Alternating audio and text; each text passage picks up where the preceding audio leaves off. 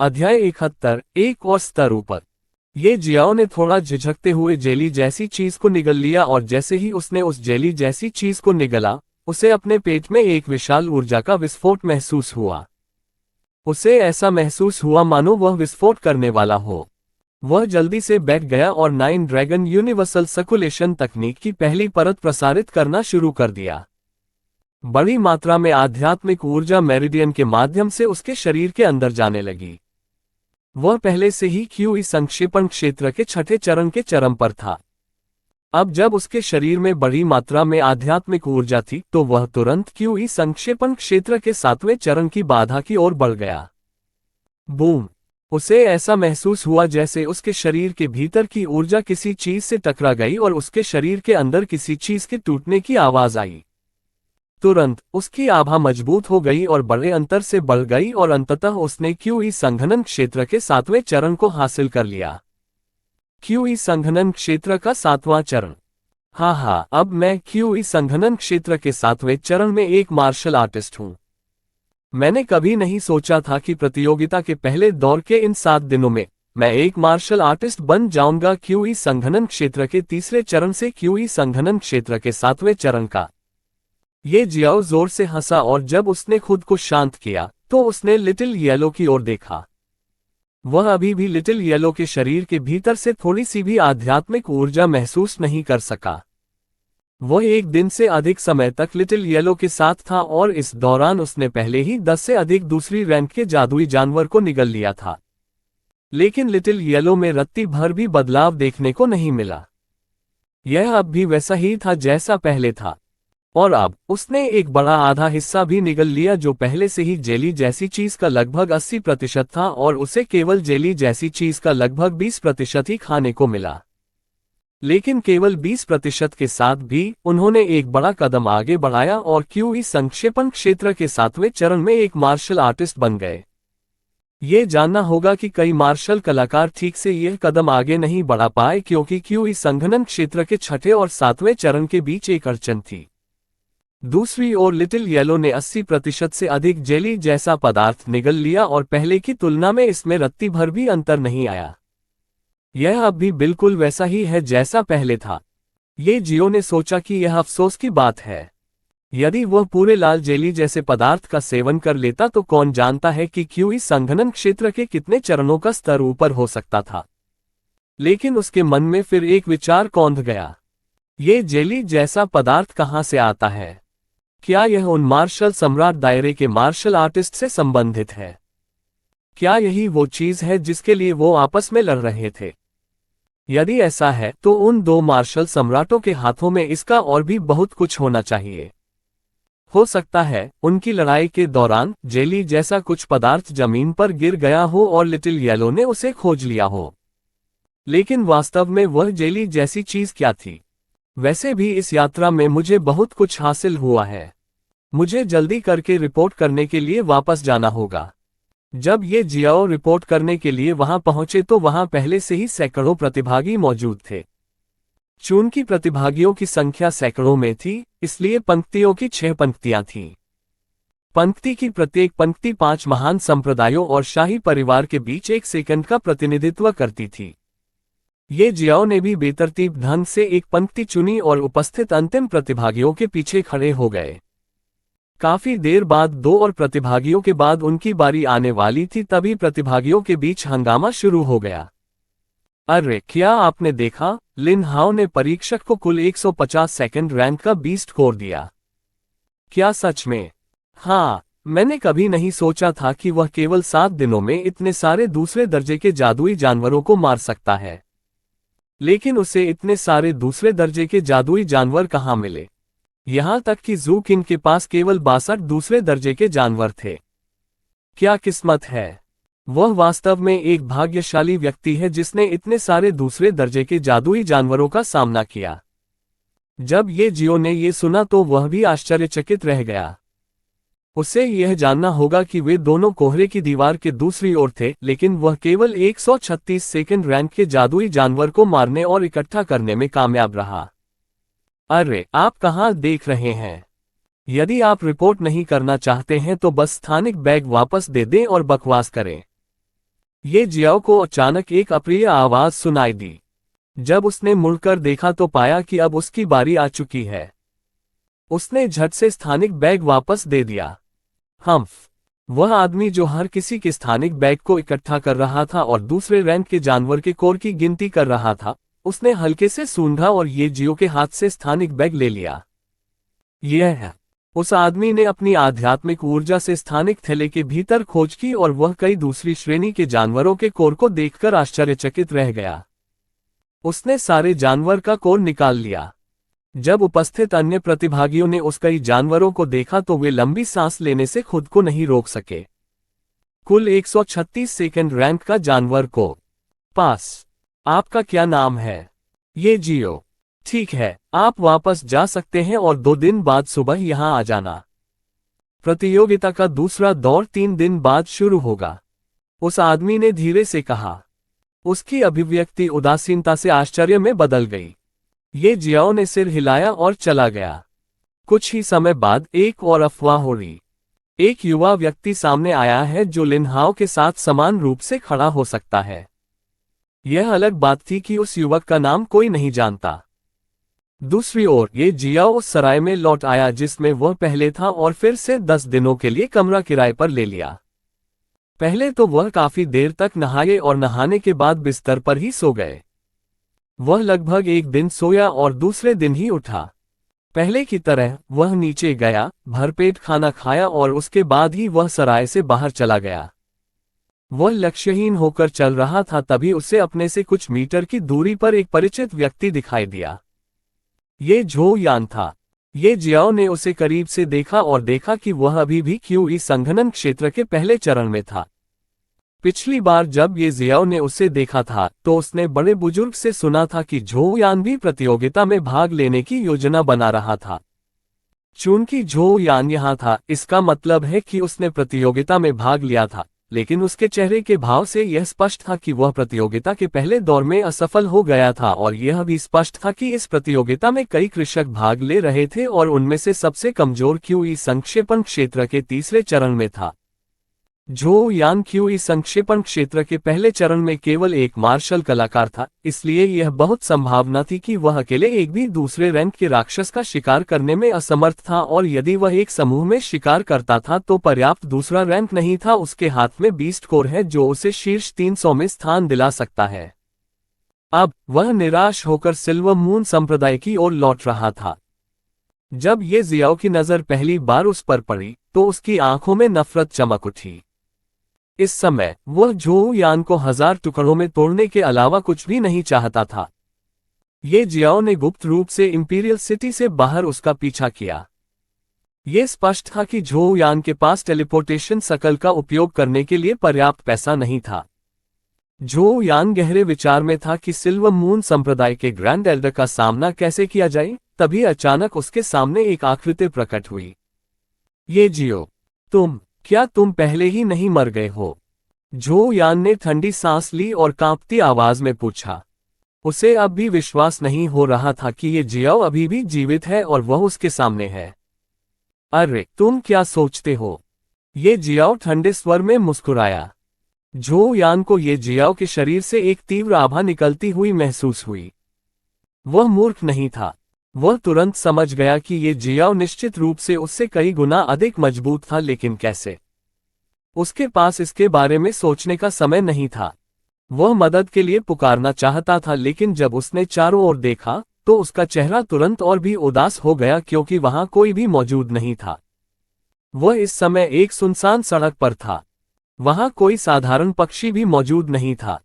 वह डर के मारे कांपने के अलावा कुछ नहीं कर सका। उसने ये जियाओ की आंखों में देखा। उसे अपनी आंखों में सिर्फ 2 ही चीजें नजर आ रही थीं, नफरत और गुस्सा। अध्याय 72 प्रथम अग्नि आत्मा पशु अग्नि। झो यान मदद के लिए पुकारना चाहता था, लेकिन जब उसने चारों ओर देखा तो उसका चेहरा तुरंत और भी उदास हो गया क्योंकि वहां कोई भी मौजूद नहीं था। वह इस समय एक सुनसान सड़क पर था। वहां कोई साधारण पक्षी भी मौजूद नहीं था। वह डर के मारे कांपने के अलावा कुछ नहीं कर सका। उसने ये जियाओ की आंखों में देखा। उसे अपनी आंखों में सिर्फ 2 ही चीजें नजर आ रही थीं, नफरत और गुस्सा। ये जियो, तुम क्या करने की कोशिश कर रहे हो? झो यान डर के मारे चिल्लाया। ज्यादा कुछ नहीं, मैं यहां सिर्फ तुम्हारी जान लेने आया हूं। ये जियाओ जोर से हंसा और आगे बढ़ा और झो यान की गर्दन पकड़ ली। ये जियो, ज्यादा दूर मत जाओ। अगर तुम मुझे मारोगे तो मेरा मालिक तुम्हें जरूर मार डालेगा। झो यान ने कर्कश आवाज में उसे धमकी दी। हे, चिंता मत करो, जल्द ही तुम्हारा स्वामी आएगा और तुम्हें नरक में देखेगा। ये जियाओ हंसा और जैसे ही वह झो यान की गर्दन तोड़ने वाला था, अचानक उसके कपड़े पर एक तीव्र आग लग गई। ये जियो ने झो यान को दूर फेंक दिया और फिर उसके कपड़े फाड़ दिए। पलक झपकते ही वहां केवल राख बची थी। फायर सोल, मैं इस चीज के बारे में लगभग भूल गया था। ये जियाओ ने झो यान को देखा जो अपनी जान बचाने के लिए पागलों की तरह भाग रहा था। ये जियाओ भी उसके पीछे हो लिया और जल्द ही वह एक बार फिर उसके सामने आ गया। उज्ज्वल मुट्ठी। जब झो यान ने ये जियाओ को फिर से अपने सामने आते देखा तो उसने अपनी मुट्ठी कला से उस पर मुक्का मारा, लेकिन उसके इस मुक्के में जो सामान्य मुट्ठी कला से अलग था वह ये था कि उसकी मुट्ठी एक बैंगनी लौ से ढकी हुई थी जो एक एहसास दे रही थी तीव्र गर्मी का। ये जियाओ ने भी इसे टाला नहीं क्योंकि उसे लगा कि यह मजाकिया है। क्यूई संक्षेपण क्षेत्र का एकमात्र प्रथम चरण का मार्शल कलाकार, क्यूई संघनन क्षेत्र के 7वें चरण का एक मार्शल कलाकार उससे लड़ने की कोशिश कर रहा था। लेकिन भले ही उसे लगा कि यह हास्यास्पद है, उसने झो यान के इस मुक्के को कम आंकने की हिम्मत नहीं की क्योंकि उसकी मुट्ठी वर्तमान में बैंगनी लौ से ढकी हुई थी जो एक जानवर जैसी आभा दे रही थी। जानवर की आग। ये जियाओ ने तुरंत झो यान की मुट्ठी में आग के प्रकार को पहचान लिया। पर्वत ढहने वाली मुट्ठी। ये जियाओ ने भी अपने निम्न grade yellow rank martial art कौशल माउंटेन कोलैप्सिंग फिस्ट से उस पर मुक्का मारा। जब उसकी माउंटेन कोलैप्सिंग फिस्ट और झो यान की रेडियंट फिस्ट टकराए तो अचानक एक बड़ा विस्फोट हुआ। झो यान को उड़ान भरते हुए भेजा गया जबकि ये जियाओ अभी भी अपनी जगह पर खड़ा था। वह अपनी मुट्ठी को देख रहा था जो जानवर की आग से जलकर काली हो गई थी। दूसरी ओर झो यान को खून की उल्टी हो रही थी। उसका पूरा हाथ कहीं नजर नहीं आ रहा था। यह स्पष्ट था कि पिछले हमले में उसने एक हाथ खो दिया था। ये कैसे हो सकता है? यह असंभव है। हाँ, यह असंभव है। ये कैसे संभव हो सकता है कि आप केवल 1 महीने के थोड़े समय में इतने मजबूत हो जाएं और उस मामले में जहां आप 1 महीने से अधिक समय पहले मेरे द्वारा अपंग हो गए थे? यह असंभव है। झो यान अविश्वास में चिल्लाने लगा। उसने कभी नहीं सोचा था कि एक अपाहिज 1 माह से भी अधिक की अल्पावधि में इतना शक्तिशाली बन जाएगा। तुम्हें यकीन नहीं हो रहा है ना? जब ये जियाओ ने उसकी ओर देखा तो वह हंसा और फिर उसने हंसना बंद कर दिया और आह भरते हुए कहा, वास्तव में पहले मेरे लिए भी इस पर विश्वास करना कठिन था। आप जानते हैं, वास्तव में मुझे आपको धन्यवाद देना है। यदि यह आपकी वजह से नहीं होता तो मुझे उस चट्टान से नीचे कूदने के लिए मजबूर नहीं होना पड़ता और मुझे एक अकल्पनीय खजाना नहीं मिलता। आप जानते हैं, प्रतियोगिता से पहले क्या मैं बस तुम्हें मारना चाहता था, लेकिन अब जब मैं अपने पिता समान 5वें बुजुर्ग ये फैन की मौत का कारण जानता हूं और साथ ही यह भी जानता हूं कि तुमने मुझे अपंग क्यों किया और मुझे संप्रदाय से बाहर क्यों निकाला गया, तो मैं यातना देने जा रहा हूं तुम्हें मौत तक। पर्वत ढहने वाली मुट्ठी। नहीं, रुको। दरार। आह। ये जियाओ ने बोलना समाप्त करने के बाद झो यान के पैर पर अपनी माउंटेन कोलैप्सिंग मुट्ठी से मुक्का मारा और उसका पैर तोड़ दिया। झो यान दर्द से चिल्लाया। पर्वत ढहने वाली मुट्ठी। दरार। आह। पर्वत पतन। लेकिन ये जियाओ यहीं नहीं रुका। जैसा कि उसने पहले कहा था, वह झो यान को मौत तक यातना देने जा रहा था। उसने फिर से झो यान के दूसरे पैर और हाथ पर अपनी माउंटेन कोलैप्सिंग फिस्ट से हमला किया। और अब झो यान को दूसरे तरीके से अपंग माना जा सकता है। अब उसके चारों अंग टूट गए थे और वह दर्द से चिल्ला रहा था। उसका रोना सुनकर ये जियाओ को अपने दिल में कुछ राहत महसूस हुई। 5वें बुजुर्ग, चिंता मत करो। जल्द ही मैं तुम्हारी हत्या में शामिल हर व्यक्ति को तुम्हारे पास भेजूंगा। अगरबत्ती जलाने में जितना समय लगा, झो यान ने चिल्लाना बंद कर दिया, लेकिन वह अभी भी अकल्पनीय दर्द से पीड़ित था। अपने पूरे जीवन में उन्होंने कभी इतना कष्ट नहीं सहा जितना आज सहा है। ये देखकर कि झो यान चिल्ला नहीं रहा था, ये जियो फिर से उसके सामने आया। कृपया मुझे जाने दो। मैं आपसे विनती करता हूं, मुझे जाने दो। मैं वादा करता हूं, मैं भविष्य में कभी भी ऐसा कुछ नहीं करूंगा। झो यान ने दया की भीख मांगी। निश्चित रूप से आप भविष्य में कभी भी ऐसा कुछ नहीं करेंगे क्योंकि आप यहीं और अभी मरने वाले हैं। ये जियाओ ने कहा और झो यान की छाती पर अपना हाथ रख दिया। लालच से खाना। आह! जब झो यान जीवित था तब ये जियो ने खाना शुरू कर दिया था। आमतौर पर वह केवल तभी खा सकता था जब वह किसी को मारता था, लेकिन अभी वह बहुत गुस्से में था। जब भी वह झो यान को मुक्का मारता और पीटता तो उसका मन अपना गुस्सा निकालने का होता। झो यान फिर से दर्द के कारण जोर जोर से चिल्लाने लगा। उसे ऐसा महसूस हुआ जैसे कोई उसकी जीवित खाल उतार रहा हो। बहुत दर्दनाक। यह एक अमानवीय पीड़ा थी। इस समय झो यान की चीख सुनने के बाद ये जियो को भी लगा कि वह बहुत क्रूर है, लेकिन जब उसे याद आया कि पांचवें बुजुर्ग की मृत्यु कैसे हुई, तो उसका गुस्सा फिर से सामने आ गया और उसने खाना जारी रखा। कुछ समय बाद दर्द के कारण ये जियाओ की मृत्यु हो गई और इस समय ये जियाओ को ऐसा महसूस हो रहा था मानो उसके शरीर में भीषण गर्मी प्रवेश कर रही हो। पहले तो वह चौंका, लेकिन उसके बाद वह बहुत खुश हुआ। न केवल उसने झो यान को मार डाला, बल्कि उसने झो यान के शरीर से जानवर की आंख को भी निगल लिया और अब वह इसे अपनी इच्छानुसार उपयोग कर सकता है। लेकिन क्या हो रहा है? आह! दर्द! इतना दर्द! यह मुझे मार रहा है। ये जियाओ को अचानक अपने शरीर से अत्यधिक दर्द महसूस हुआ। और यह सामान्य दर्द नहीं था। उसे ऐसा महसूस हो रहा था जैसे कोई उसके शरीर के अंदर से उसे जला रहा हो। तब उन्हें याद आया कि किसी भी प्रकार की अग्नि आत्मा को अवशोषित करने की प्रक्रिया में पहले व्यक्ति को अत्यधिक दर्द सहना पड़ता है। यदि किसी की इच्छाशक्ति पर्याप्त मजबूत नहीं है तो वह दर्द के कारण मौके पर ही मर जाएगा। अग्नि आत्मा को आत्मसात करना और समर्पण कराना कोई छोटी बात नहीं थी। और केवल इसी कारण से जब कोई अग्नि आत्मा को आत्मसात करने जा रहा होता है तो वह ऐसा कई बुजुर्गों की उपस्थिति में करता है ताकि वे अग्नि आत्मा को दबाने में मदद कर सकें। ठीक इसी तरह झो यान भी अपने गुरु ग्रैंड एल्डर और सिल्वर मून संप्रदाय के दूसरे एल्डर की मदद से बीस्ट फायर को सफलतापूर्वक अवशोषित करने में कामयाब रहा। ये जियाओ भी अब अत्यधिक दर्द से पीड़ित था। उसे ऐसा महसूस हुआ मानो उसके सारे अंदरूनी अंग जल रहे हों। उसने मुंह से खून की उल्टी की। कई बार उनका मन करता था कि वे हार मान लें और बेहोश हो जाना चाहते थे, लेकिन दर्द इतना ज्यादा था कि वह उन्हें बेहोश नहीं होने देते थे। न जाने कितना समय बीत जाने के बाद आखिरकार उसे महसूस हुआ कि उसका दर्द कम हो गया है। फिलहाल वह जमीन पर लेटे हुए थे और वह कब जमीन पर लेट गए उन्हें खुद भी पता नहीं चला। जब उसने अपने चारों ओर देखा तो उसे फिर से उसके बगल में एक सूखी हुई लाश दिखाई दी। उसे यकीन था कि यह झो यान की लाश थी। वह उठ खड़ा हुआ और उस सुनसान जगह से चला गया। शायद इस बार उसकी किस्मत अच्छी थी कि उसे झो यान को मारने और बीस्ट फायर को अवशोषित करने में जितना समय लगा, उस दौरान कोई भी वहां नहीं आया। जानवर की आग के बारे में सोचते हुए ये जियाओ की आंखें चमक उठी।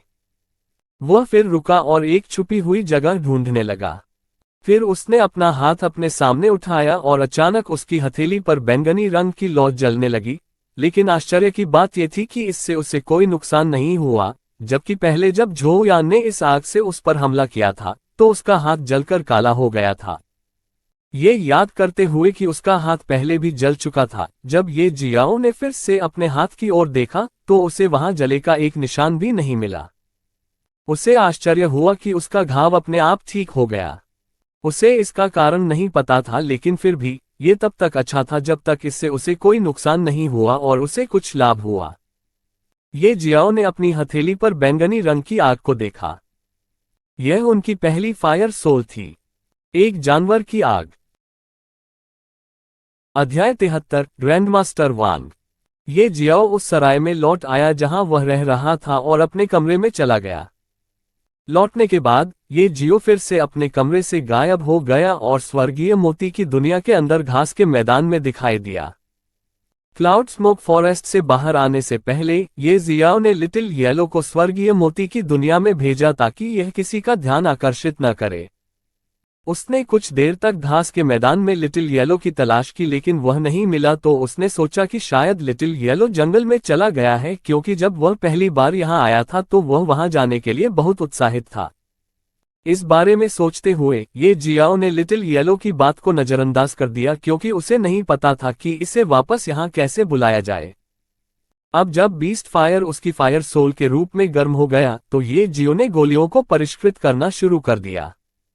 लेकिन गोलियों को परिष्कृत करने के लिए उसके पास एक कड़ाही होनी चाहिए, और चूंकि उसके पास कड़ाही नहीं थी उसने इसे खरीदने की योजना बनाई।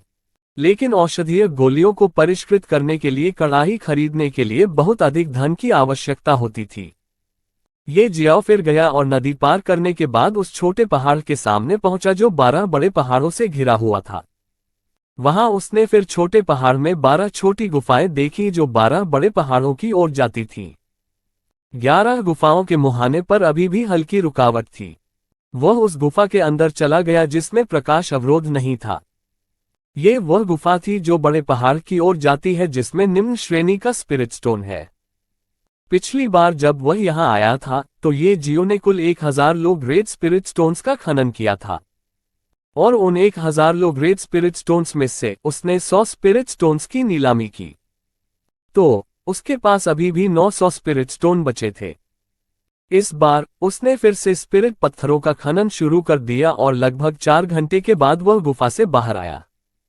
इस बार उन्होंने कुल 4100 लो ग्रेट स्पिरिट स्टोन्स का खनन किया और पिछले 900 स्पिरिट स्टोन्स को जोड़ने के बाद उनके पास कुल 5000 लो ग्रेट स्पिरिट स्टोन है, जो कि क्यूई कंडेंसेशन दायरे के एक मार्शल कलाकार के लिए एक बहुत बड़ी संख्या थी। उसने फिर से इतने सारे स्पिरिट पत्थरों का खनन किया क्योंकि वह कम समय में बार बार आकर खनन नहीं करना चाहता था। गोलियों को परिष्कृत करने के लिए उसे बहुत सारा पैसा बर्बाद करना पड़ता था, इसलिए उसने एक साथ इतने सारे स्पिरिट पत्थरों का खनन किया। स्पिरिट पत्थरों का खनन करने के बाद वह लिटिल येलो को देखने की उम्मीद में फिर से ग्रासलैंड में लौट आया लेकिन उसे निराशा हुई। तो वह सीधा वहां से चला गया और फिर से अपने कमरे में आ गया। फिर वह खाना खाने के लिए नीचे चला गया और खाने के बाद वह फिर से सराय से बाहर निकला और अल्केमिस्ट एसोसिएशन की दिशा में चल दिया। कुछ समय बाद ये जियाओ अपने गंतव्य पर पहुंच गया। वह अल्केमिस्ट एसोसिएशन के सामने रुका। एक लंबी सांस लेकर वह उसके अंदर चला गया। उसने फिर से उन कच्ची अलमारियों को देखा जिनमें कई प्रकार की औषधीय जड़ी बूटियां और गोलियां थीं, लेकिन इस बार वह एक कड़ाही खरीदने के लिए यहां आया था। तो वह एक परिचारक के पास गया और पूछा, क्षमा करें, मैं यहाँ एक कड़ाही खरीदने आया हूँ, क्या आप मुझे इसका परिचय दे सकते हैं? ये सुनकर कि ये जियाओ एक कड़ाही खरीदने की योजना बना रहा था, वह परिचारक चौंक गया और जल्दी से मुस्कुराया और कहा, सर, क्या आप और कीमियागर हैं? अभी नहीं, लेकिन मैं जल्द ही आऊंगा। ये जियाओ ने हल्की मुस्कान दी और कहा। जब परिचारक ने ये सुना तो उसकी मुस्कान हवा में गायब हो गई और उसकी जगह तिरस्कार ने ले ली। हम अल्केमिस्ट एसोसिएशन में कड़ाही नहीं बेचते हैं, हम केवल औषधीय जड़ी बूटियां और गोलियां बेचते हैं। यदि आप ये चीजें खरीदना चाहते हैं तो कहें, अन्यथा ये ट्रेजरी मंडप में जाएगा। हो सकता है कि आपको वहां कड़ाही मिल जाए। ये जियाओ उस परिचारक की प्रतिक्रिया देखकर चौंक गया। जैसे ही उस परिचारक ने सुना कि वह कीमियागर नहीं है, उसने अपना रंग बदल लिया। वह मन ही मन परिचारक की इस योग्यता की प्रशंसा किए बिना न रह सका। ये जियाओ ने कुछ नहीं कहा। उसने सोचा कि किसी अटेंडेंट से बहस करना सिर्फ समय की बर्बादी है, इसलिए वह अल्केमिस्ट मंडप के बाहर निकलने की ओर चलने लगा। रुकना! जैसे ही वह अल्केमिस्ट एसोसिएशन के दरवाजे से बाहर निकलने वाला था, उसे किसी की आवाज सुनाई दी। वह रुका और पीछे मुड़ा तो देखा कि लंबी सफेद दाढ़ी वाला एक स्वस्थ बूढ़ा व्यक्ति उसकी ओर देखकर मुस्कुरा रहा था। वह बूढ़ा आदमी मुस्कुराया और बोला, छोटे भाई, मैंने सुना है कि तुम यहाँ कड़ाही खरीदने आए हो। Grand master! जैसे ही उस परिचय ने बूढ़े व्यक्ति को देखा, उसने आदरपूर्वक उसे बुलाया और प्रणाम किया। क्या वह ग्रैंड मास्टर वांग हैं? हे भगवान, क्या मैं चीजें देख रहा हूं? नहीं, वह वास्तव में ग्रैंडमास्टर वांग है। क्या वह हमेशा ऊपरी मंजिल पर ही नहीं रहता, हर दिन नशीली गोलियां खाता रहता है? वह यहाँ क्या कर रहा है? मुझे इसके बारे में क्या पता होगा? लेकिन वह उस लड़के से बात कर रहा है। क्या आप जानते हैं कि वह किस परिवार का युवा मास्टर है? अपने आसपास के लोगों की बातचीत सुनकर ये जियाओ को भी पता चला कि उसके सामने वाला बूढ़ा व्यक्ति कीमिया का ग्रैंडमास्टर है। गोली शोधनकर्ताओं को भी कई श्रेणियों में विभाजित किया गया था। जो लोग टियर 1 की गोलियों को परिष्कृत कर सकते हैं, उन्हें अल्केमी अप्रेंटिस कहा जाता है। जो लोग टियर 2 और टियर 3 की गोलियों को परिष्कृत कर सकते हैं, उन्हें कीमिया मास्टर कहा जाता है। जो लोग टियर 4 और टियर 5 की गोलियों को परिष्कृत कर सकते हैं, उन्हें कीमिया का ग्रैंडमास्टर कहा जाता है। और जो लोग टियर 6 और उससे ऊपर की गोलियों को परिष्कृत कर सकते हैं, उन्हें पिलकिन कहा जाता है। एजियो ड्रैगन कंट्री जैसे छोटे देश में ग्रैंडमास्टर पहले से ही एक बहुत ही दुर्लभ अस्तित्व है। पिलकिन की तो बात ही छोड़ दीजिए। कई बड़े देशों में पिलकिंग नहीं हो सकता है। पिलकिंग्स को उनकी दुर्लभता के कारण एक पौराणिक अस्तित्व के रूप में जाना जाता है। केवल ग्रैंड जिया साम्राज्य जैसे बड़े साम्राज्य में ही पिलकिंग्स हैं। इसलिए जब ये जियाओ ने सुना कि उसके सामने वाला बूढ़ा व्यक्ति कीमिया का ग्रैंडमास्टर है, तो उसने सम्मानपूर्वक उसका हाथ पकड़ लिया और उत्तर दिया, ग्रैंडमास्टर वांग, मैं वास्तव में एक कड़ाही खरीदने की उम्मीद में यहाँ आया था। लेकिन मैं नहीं आया। मुझे पता था कि अल्केमिस्ट एसोसिएशन यहाँ कड़ाही नहीं बेचता है। मुझे इसके लिए खेद है, मैं पहले छुट्टी ले लूंगा। अपना वाक्य पूरा करने के बाद ये जियाओ मुड़ा और जैसे ही वह बाहर निकलने वाला था, उसने फिर से बूढ़े आदमी की आवाज सुनी। इंतजार। ग्रैंडमास्टर वांग, क्या आपको कुछ चाहिए? ये जियो ने संदेह से पूछा। हम अल्केमिस्ट एसोसिएशन वास्तव में यहाँ कड़ाही नहीं बेचते हैं, लेकिन मेरे पास एक अतिरिक्त कड़ाही है। यह मुझे मेरे गुरु ने तब दिया था जब मैं सफलतापूर्वक कीमिया मास्टर बन गया था। यदि आप इसे चाहते हैं तो मैं इसे आपको दे सकता हूं, एक उपहार। ग्रैंडमास्टर वांग ये जियाओ को देखकर धीरे से मुस्कुराए। जब ये जियाओ ने ये सुना तो वह भी इसका आंतरिक अर्थ समझ गया, इसलिए उसने पूछा, और ग्रैंडमास्टर वांग को वह कड़ाही मुझे उपहार के रूप में देने के लिए मुझे क्या करना होगा? जब ग्रैंडमास्टर वांग ने ये सुना तो वह जोर से हंसे और कहा, मुझे आप जैसा सीधा सादा व्यक्ति पसंद है। ठीक है, मैं सीधे मुद्दे पर आता हूं। मेरे शिष्य बनिए और मैं आपको हमारी मुलाकात के उपहार के रूप में कड़ाही दूंगा। हिस। जब भीड़ ने ये सुना तो वे लंबी सांस लेने से खुद को नहीं रोक सके। हर कोई ये जियाओ को ईर्ष्या से देखने लगा। वह बच्चा कौन है? ग्रैंडमास्टर वांग उसे अपना शिष्य बनाना चाहते हैं। मुझे नहीं पता, लेकिन उसके पास कीमिया में प्रतिभा होनी चाहिए। शायद इसीलिए ग्रैंडमास्टर वांग उसे अपने शिष्य के रूप में लेना चाहते हैं। यहां तक कि हेवन स्वॉर्ड संप्रदाय के चू फैंग को भी ग्रैंडमास्टर ने 2 साल पहले मना कर दिया था, लेकिन अब ग्रैंडमास्टर वांग ने खुद कहा है कि वह इस बच्चे को अपने शिष्य के रूप में चाहते हैं। ग्रैंडमास्टर वांग की बात सुनकर कई लोग आपस में गपशप करने लगे। जब ये जियाओ ने ये सुना तो वह मदद नहीं कर सका, लेकिन चौंक गया। उसके मन में कई सवाल आने लगे, जैसे ग्रैंडमास्टर वांग मुझे अपने शिष्य के रूप में क्यों चाहते हैं? क्या उसने स्वर्गीय मोती की खोज की थी? ग्रैंडमास्टर वांग, क्या मैं एक प्रश्न पूछ सकता हूं? ये जियाओ ने ग्रैंडमास्टर वांग के सवाल का जवाब नहीं दिया, बल्कि उन्होंने सवाल पूछने की इजाजत मांगी। ग्रैंडमास्टर वांग ने मुस्कुराते हुए कहा, आप पूछ सकते हैं। आप मुझे अपना शिष्य क्यों बनाना चाहते हैं? जैसे ही ग्रैंडमास्टर वांग ने उससे पूछने के लिए कहा, ये जियाओ ने अपना प्रश्न पूछा जो उसके मन में चल रहा था। क्योंकि मैं तुमसे निकलने वाली अग्नि ऊर्जा को महसूस कर सकता हूं। यदि मैं गलत नहीं हूं तो तुमने अभी अभी एक अग्नि आत्मा को अवशोषित करना समाप्त किया है। ग्रैंडमास्टर वांग ने सीधे तौर पर उसे उत्तर नहीं दिया, बल्कि उसने अपनी आवाज ये जियाओ के कान में पहुंचा दी। आखिरकार फायर सोल एजियो स्काई महाद्वीप में बहुत दुर्लभ है और इसके बारे में जानकारी विशेषज्ञों द्वारा गोपनीय भी रखी जाती है। ये सुनकर ये जियाओ फिर से आश्चर्यचकित हो गया। उन्होंने अपना सिर हिलाया और कहा, ग्रैंडमास्टर वांग सही है। कल मैंने बीस्ट फायर को अवशोषित करना समाप्त कर लिया। अध्याय 74 गुरु और शिष्य। एजियोर स्काई महाद्वीप में फायर सोल बहुत दुर्लभ है और इसके बारे में जानकारी विशेषज्ञों द्वारा गोपनीय भी रखी जाती है। ये सुनकर ये जियाओ फिर से आश्चर्यचकित हो गया। उन्होंने अपना सिर हिलाया और कहा, ग्रैंडमास्टर वांग सही है। कल मैंने बीस्ट फायर को अवशोषित करना समाप्त कर लिया। जानवर आग हो। ग्रैंडमास्टर वांग ने अपनी लंबी सफेद दाढ़ी को सहलाते हुए सिर हिलाया और कहा, आपकी बीस्ट फायर की अग्नि ऊर्जा आपसे लीक हो रही है। इसका मतलब है कि आपने बिना किसी विशेषज्ञ की मदद के बीस्ट फायर को स्वयं ही अवशोषित कर लिया है। यह अपने आप में एक उपलब्धि है जिसे बहुत कम लोग हासिल कर सकते हैं। दूसरा ये कि चूंकि आपने द बीस्ट फायर, आप दूसरों की तुलना में कई गुना आसानी से गोलियां बना सकते हैं। और तीसरी और आखिरी बात यह है कि आप अभी 16 साल के होने वाले हैं, लेकिन आपके पास पहले से ही क्यूई संक्षेपण क्षेत्र के 7वें चरण की खेती है। अच्छा, यही कारण है जिनके कारण मैं तुम्हें अपना शिष्य बनाना चाहता हूं। और ये तुम्हारे लिए बहुत लाभदायक भी है। तुम मुझसे रसायन विद्या के बारे में सीख सकते हो। तुम अग्नि पर नियंत्रण करना सीख सकते हो और न केवल इससे कई लाभ प्राप्त कर सकते हो। हमारे अल्केमिस्ट एसोसिएशन, बल्कि हमारे एजियोर ड्रैगन कंट्री के ट्रेजर पवेलियन से भी एक ग्रैंडमास्टर अल्केमिस्ट के शिष्य के रूप में आप एजियोर ड्रैगन कंट्री से बाहर जाने पर भी कई लाभ प्राप्त कर सकते हैं। यह अल्केमिस्ट एसोसिएशन केवल एक छोटी सी शाखा है।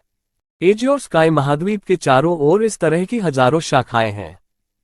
यहां तक कि मुझे भी नहीं पता कि अल्केमिस्ट एसोसिएशन का असली मुख्यालय कहां है। हर छोटे देश में अल्केमिस्ट की कम से कम एक शाखा होती है एसोसिएशन, और एक बड़े देश में अल्केमिस्ट एसोसिएशन की एक से अधिक शाखाएं हैं। द अल्केमिस्ट एसोसिएशन, जो ग्रैंड जिया साम्राज्य के शाही शहर में है, को इसकी सभी शाखाओं का मुख्यालय माना जा सकता है जो ग्रैंड जिया साम्राज्य के अधिकार क्षेत्र में आती हैं। उद्धरण चिन्ह। तो आप स्वयं इसके बारे में सोच सकते हैं कि यदि आप मेरे शिष्य बन जाते हैं तो इसका मतलब है कि आप भी अल्केमिस्ट एसोसिएशन का हिस्सा हैं और आप वे सभी लाभ प्राप्त कर सकते हैं जो अल्केमिस्ट एसोसिएशन अपने सदस्यों को देता है। ये सब सुनकर ये जियाओ भी ललचा गया। उसने ये भी सोचा कि यदि वह सचमुच ग्रैंडमास्टर वांग का शिष्य बन गया तो भविष्य में वह बिना किसी डर के अपनी कीमिया विद्या सबके सामने दिखा सकेगा। अगर कोई उनसे पूछे कि उन्होंने गोलियां रिफाइन करना कहां से सीखा तो वह आसानी से जवाब दे सकते हैं कि उन्होंने ये ग्रैंडमास्टर वांग से सीखा है। और वैसे भी उसे यह सीखने की जरूरत नहीं है कि गोलियों को कैसे परिष्कृत किया जाए, क्योंकि उसके पास प्राचीन गोली भगवान की गोलियों को परिष्कृत करने की सभी यादें और अनुभव हैं।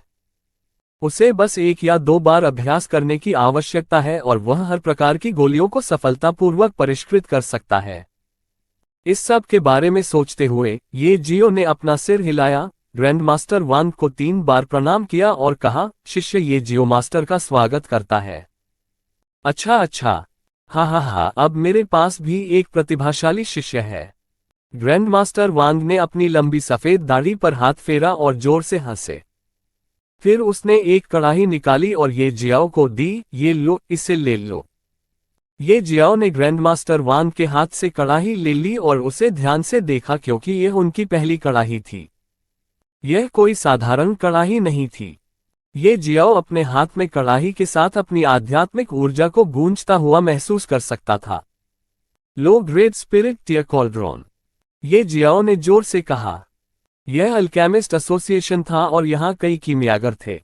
जब उन्होंने सुना कि ग्रैंडमास्टर वांग यहाँ मौजूद हैं, तो उन सभी ने गोलियां रिफाइन करना बंद कर दिया और ग्रैंडमास्टर वांग से मिलने के लिए अपने कमरे से बाहर निकल गए।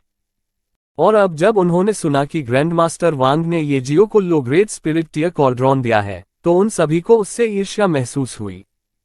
उन सभी ने ये जियाओ को ईर्ष्या से देखा। ये जियाओ भी ग्रैंडमास्टर वांग के हाथ में कड़ाई देखकर उनके बारे में काफी उत्सुक हो गए। उन्होंने सोचा कि ग्रैंडमास्टर वांग के गुरु निश्चित रूप से कोई साधारण व्यक्ति नहीं है और न ही ग्रैंडमास्टर वांग स्वयं थे।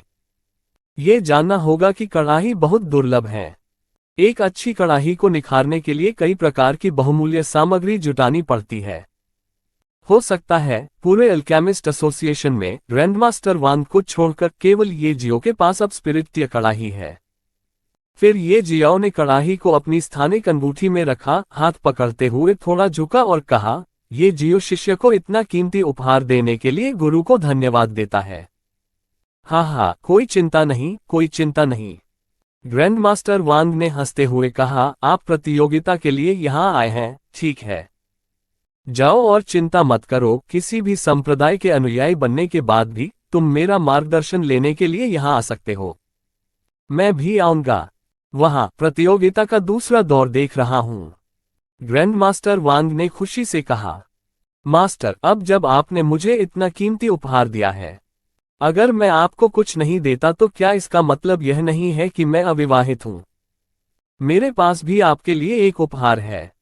ये जियाओ मुस्कुराए और ग्रैंड मास्टर वांग के सामने अपना खाली हाथ उठाया।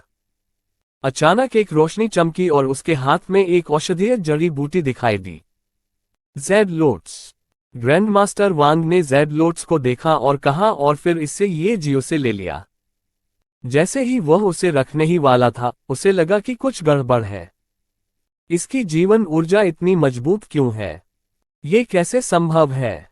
ये ग्रेड 4 ज़ेड लोट्स है। ग्रैंड मास्टर वांग ने भी ये देखकर जोर से कहा कि यह वास्तव में चौथी कक्षा का ज़ेड लोट्स था। मास्टर जानकार हैं। ये वास्तव में चौथी श्रेणी का ज़ेड लोट्स है। ग्रैंड मास्टर वांग की प्रतिक्रिया देखने के बाद ये जियो ने संतुष्टि में अपना सिर हिलाया। क्या चौथी श्रेणी की ज़ेड लोट्स है? ग्रैंड मास्टर वांग भाग्यशाली हैं कि उन्हें ऐसे शिष्य मिले जो उपहार के रूप में चौथी श्रेणी की औषधीय जड़ी बूटी दे सकते हैं। हाँ, आप सही हैं। और ज़ेड लोट्स भी बहुत कम मिलते हैं। बेवकूफ, यह उतना महत्वपूर्ण नहीं है। महत्वपूर्ण बात यह है कि ज़ेड लोट्स केवल तीसरी श्रेणी तक की औषधीय जड़ी बूटी विकसित कर सकता है, लेकिन यह ज़ेड लोट्स चौथी श्रेणी का है, जो असंभव है। ऐसा लगता है कि यह ज़ेड लोट्स किसी तरह से उत्परिवर्तित है। वहां मौजूद लोगों ने जब सुना कि ये जियाओ ने अपने मालिक को जो ज़ेड लोट्स उपहार में दिया है वह चौथी श्रेणी का है, तो वे आपस में गपशप करने लगे। यह ज़ेड लोट्स, आप इसे कहाँ पाते हैं? ग्रैंड मास्टर वांग ने जल्दी से पूछा। ये सवाल सुनकर सभी के कान खड़े हो गए। मुझे ये jade lotus cloud smoke forest के अंदर एक झील में मिला। इसकी रक्षा दूसरे दर्जे के जादुई जानवर ब्लड छिपकली द्वारा की गई थी। ये जियाओ ने तुरंत उत्तर दिया, लेकिन उनका ये जवाब आधा सच ही था। आखिरकार वह ये नहीं कह सकता कि उसके पास स्वर्ग को चुनौती देने वाला खजाना है जो औषधीय जड़ी बूटी विकसित कर सकता है। ऐसा लगता है कि आप बहुत भाग्यशाली थे कि आपको इस तरह का अवसर मिला, और इससे भी अधिक आश्चर्य की बात यह है कि केवल दूसरी श्रेणी का जादुई जानवर इसकी रक्षा कर रहा था। ये चौथी कक्षा का ज़ेड लोट्स है, इसलिए इसे उपचार की गोली में परिष्कृत करने के बाद ये भी हो सकता है एक मार्शल सम्राट क्षेत्र विशेषज्ञ की चोट ठीक करें। ग्रैंड मास्टर वांग जोर से हंसे और ये जियाओ के कंधे को थपथपाया और फिर अपनी आवाज ये जियो तक पहुंचाई। बहुत बहुत धन्यवाद मेरे प्रिय शिष्य। आप नहीं जानते कि आपने मुझे ये चौथी कक्षा का ज़ेड लोट्स देकर मेरी कितनी मदद की। मैंने आपकी मदद की, आपको ये ज़ेड लोट्स देकर। कैसे? ये जियाओ ने अपने दिल में यह बात बुदबुदाई, लेकिन पूछा नहीं। इसके बजाय उसने ग्रैंडमास्टर वांग को संदेह से देखा। जब ग्रैंडमास्टर वांग ने ये जियाओ की अभिव्यक्ति देखी तो उन्होंने फिर से अपना कंधा थपथपाया और मुस्कुराते हुए कहा, यदि आप एक वर्ष के भीतर मास्टर अल्केमिस्ट बन सकते हैं और एक उच्चतम स्तरीय गोली को परिष्कृत कर सकते हैं जिसे एक मास्टर अल्केमिस्ट परिष्कृत कर सकता है, जो कि एक टियर 3 गोली है, उस समय मैं तुम्हें सब कुछ बता दूंगा, और यदि ऐसा करने में असफल रहा तो समझ लेना कि मैं तुम्हें कभी कुछ नहीं बताऊंगा। ये जियाओ ने भी कुछ नहीं पूछा और उन्हें बस यही लगा कि ग्रैंडमास्टर वांग थोड़े रहस्यमय व्यक्ति हैं। यह महज एक एहसास था जो ग्रैंडमास्टर वांग ने उन्हें दिया था। अपना वाक्य पूरा करने के बाद ग्रैंडमास्टर वांग ने उनकी ओर एक काले रंग का टोकन फेंका और फिर ऊपर चले गए। ये जियाओ ने टोकन पकड़ा और उसे देखा। ये पूरा काला टोकन था जिसके ऊपर एक लाल रेखा खींची गई थी, और टोकन के पीछे अल्केमिस्ट एसोसिएशन लिखा हुआ था, जो एक अजीब सी आभा उत्पन्न कर रहा था। यह एक टोकन था जो दर्शाता था कि वह वर्तमान में एक अल्केमिस्ट प्रशिक्षु था और एक टियर 1 गोली को परिष्कृत कर सकता है। भले ही उसने अब तक कभी किसी गोली को रिफाइन नहीं किया, लेकिन वह कौन था? वह ग्रैंडमास्टर वांग के एकमात्र शिष्य थे और यह पहला लाभ था जो उन्होंने ये जियो को दिया था। और वैसे भी ग्रैंडमास्टर वांग के शिष्य के रूप में देर सबेर वह एक टियर 1 गोली को सफलतापूर्वक परिष्कृत कर सकते हैं। इसलिए किसी ने सवाल नहीं किया कि ग्रैंडमास्टर वांग ने उन्हें अल्केमिस्ट अप्रेंटिस का टोकन क्यों दिया। अध्याय 75 बॉडी टेम्परिंग गोली को परिष्कृत करना। ये जियो ने उस टोकन को अपने स्थानिक रिंग में संग्रहित किया जो एक कीमियागर प्रशिक्षु के रूप में उसकी स्थिति का प्रतिनिधित्व करता था। ये जियो जड़ी बूटियों की अलमारियों की ओर चला गया। जिस परिचारक ने पहले उसे कड़ाही खरीदने के लिए ट्रेजर पवेलियन में जाने के लिए कहा था, उसने उसका पीछा किया। वह घबरा रहा था क्योंकि उसने सोचा था कि शायद ये जियाओ को शिकायत याद आ जाएगी। लेकिन ये देखकर कि ये जियाओ को उससे कोई परेशानी नहीं हुई, उसने राहत की लंबी सांस ली। ये जियो ने प्राचीन पिल भगवान की यादों को व्यवस्थित किया और बॉडी टेम्परिंग पिल को परिष्कृत करने का विकल्प चुना जो कि एक टियर 1 पिल भी थी। जहां तक बॉडी टेम्परिंग पिल को परिष्कृत करने के फॉर्मूले की बात है तो जाहिर तौर पर उसे यह उन्हीं यादों से मिला। कुछ देर वहां अलमारियों में देखने के बाद उसने परिचारक की ओर देखा और कहा, मुझे 3 साल पुराने जिनसेन के 20 ton, morning dew profound grass के 20 डंठल, स्पिरिट ग्रास के 11 डंठल और 20 लाल पत्ती वाले आलू दे दो। ये बॉडी टेम्परिंग पिल को परिष्कृत करने के लिए आवश्यक औषधीय जड़ी बूटियां हैं। ये जियाओ ने प्रत्येक औषधीय जड़ी बूटी के 20 टुकड़े खरीदने की योजना बनाई। इससे वह बॉडी टेम्परिंग पिल को 20 बार रिफाइन कर सकता है।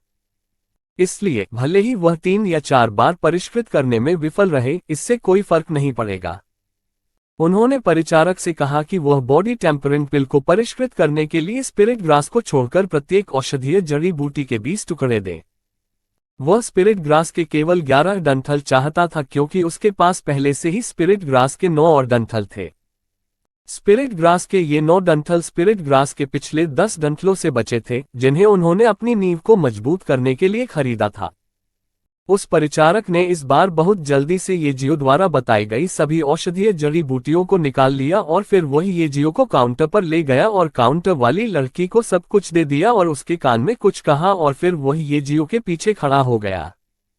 काउंटर वाली लड़की ने हर औषधीय जड़ी बूटी को देखा और फिर कहा, युवा मास्टर, आप 3 साल पुराने जिनसेन के 20 टन खरीद रहे हैं, जिसकी कीमत 6000 सोने के सिक्के हैं। मॉर्निंग ड्यू प्रोफाउंड ग्रास के 20 डंठल की कीमत 10,000 सोने के सिक्के, 20 लाल पत्तेदार है आलू की कीमत 4000 सोने के सिक्के हैं और स्पिरिट ग्रास के 11 डंठल की कीमत 5500 सोने के सिक्के हैं। इन सभी को एक साथ जोड़ने के बाद इन औषधीय जड़ी बूटियों की कीमत 25,500 सोने के सिक्के होगी। लेकिन चूंकि आप हमारे अल्केमिस्ट एसोसिएशन के सदस्य हैं अल्केमी अप्रेंटिस, आपको 10% छूट मिलेगी, इसलिए आपको कुल 23,000 सोने के सिक्के देने होंगे। ये सुनकर ये जियो ने अपना सिर हिलाया और काउंटर लड़की की बातों से ये जियो ने भी एक बात का अनुमान लगाया और वह ये कि जैसे जैसे वह गोलियों को परिष्कृत करना जारी रखेगा और कीमिया मास्टर या ग्रैंड मास्टर बन जाएगा, उसे कुछ खरीदने के बाद अधिक छूट मिलेगी। Alchemist association. ये जियाओ के पास ज्यादा पैसा नहीं था, इसलिए उसने 230 लो ग्रेड स्पिरिट स्टोन्स निकाले जो 23,000 सोने के सिक्कों के बराबर थे और काउंटरगल को दे दिए। आत्मा पत्थर। ये निम्न श्रेणी के आत्मा पत्थर हैं। काउंटर पर बैठी लड़की स्पिरिट स्टोन देखकर हैरान रह गई। उसने स्पिरिट पत्थरों को देखा और पूछा, युवा गुरु, क्या आप वाकई स्पिरिट पत्थरों से भुगतान करना चाहते हैं, क्योंकि सभी स्पिरिट पत्थर बहुत दुर्लभ और मूल्यवान हैं। मुझे यकीन है, ले लो। ये जियाओ उसे देखकर मुस्कुराया। ये देखकर उस काउंटर वाली लड़की ने कांपते हाथ से स्पिरिट स्टोन ले लिया। फिर ये जियाओ जाने के लिए मुड़ा।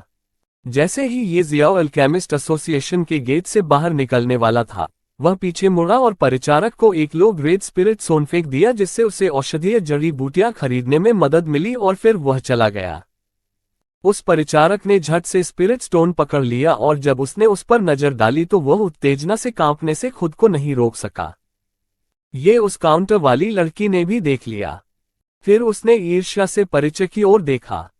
ये जियाओ लौट आया और अपने कमरे में वापस चला गया और फिर उसने स्वर्गीय मोती के अंदर की दुनिया में प्रवेश किया। वह फिर से घास के मैदान पर प्रकट हुआ। फिर वह जेड पथ पर चलता हुआ 9 स्टोरी पैगोडा के सामने आता है। वह फिर से अंदर दाखिल हुआ और 9 स्टोरी पैगोडा की पहली मंजिल पर दिखाई दिया। वह 2 कारणों से यहां बॉडी टेम्परिंग पिल को परिष्कृत करने की योजना बना रहे थे। पहला तो ये कि यहां समय का प्रवाह धीमा है। यहां के 3 दिन बाहर के 1 दिन के बराबर हैं। चूंकि यह गोली को परिष्कृत करने का उसका पहला मौका था, इसलिए उसे नहीं पता था कि उसे सफलतापूर्वक परिष्कृत करने में कितना समय लगेगा। उनके पास सिर्फ 1 दिन बचा है। इसके बाद प्रतियोगिता का दूसरा राउंड शुरू होगा। फिर उसने सभी औषधीय जड़ी बूटियां और कड़ाही निकाल ली जो उसके गुरु ग्रैंडमास्टर वांग ने उसे दी थी। फिर बॉडी टेम्परिंग पिल को परिष्कृत करने के लिए आवश्यक औषधीय जड़ी बूटियों को कड़ाही के अंदर रखा। इसके बाद प्रत्येक चरण को अत्यंत सटीकता से निष्पादित किया जाना चाहिए। उसने एक लंबी सांस ली और अपने विचारों को व्यवस्थित करना शुरू कर दिया। फिर उसने अपने दोनों हाथ कड़ाही के दोनों किनारों पर रखे और फिर बीस्ट फायर को कड़ाही में डाल दिया और साथ ही अपनी आध्यात्मिक शक्ति से कड़ाही के अंदर की स्थिति का निरीक्षण करना शुरू कर दिया। लौ को रासायनिक कड़ाही में डाला गया और औषधीय जड़ी बूटियों को अंदर रखकर उन्हें सुखा दिया गया। लेकिन किसी कारण से सूखी औषधीय जड़ी बूटियों के अंदर कुछ अवशेष आत्मा ऊर्जा बची हुई थी। इसलिए वह एक गोली को परिष्कृत करने का अपना पहला प्रयास विफल रहा।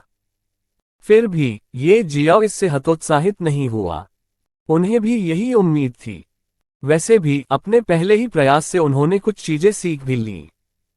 उसने जान लिया कि उसकी लपटें कितनी भयानक थीं और उसे अपनी बीस्ट फायर पर अपना नियंत्रण बढ़ाने की जरूरत थी। ये जियाओ ने जड़ी बूटियों का अगला सेट उठाया और बॉडी टेम्परिंग गोली को परिष्कृत करने का अपना अगला प्रयास शुरू किया।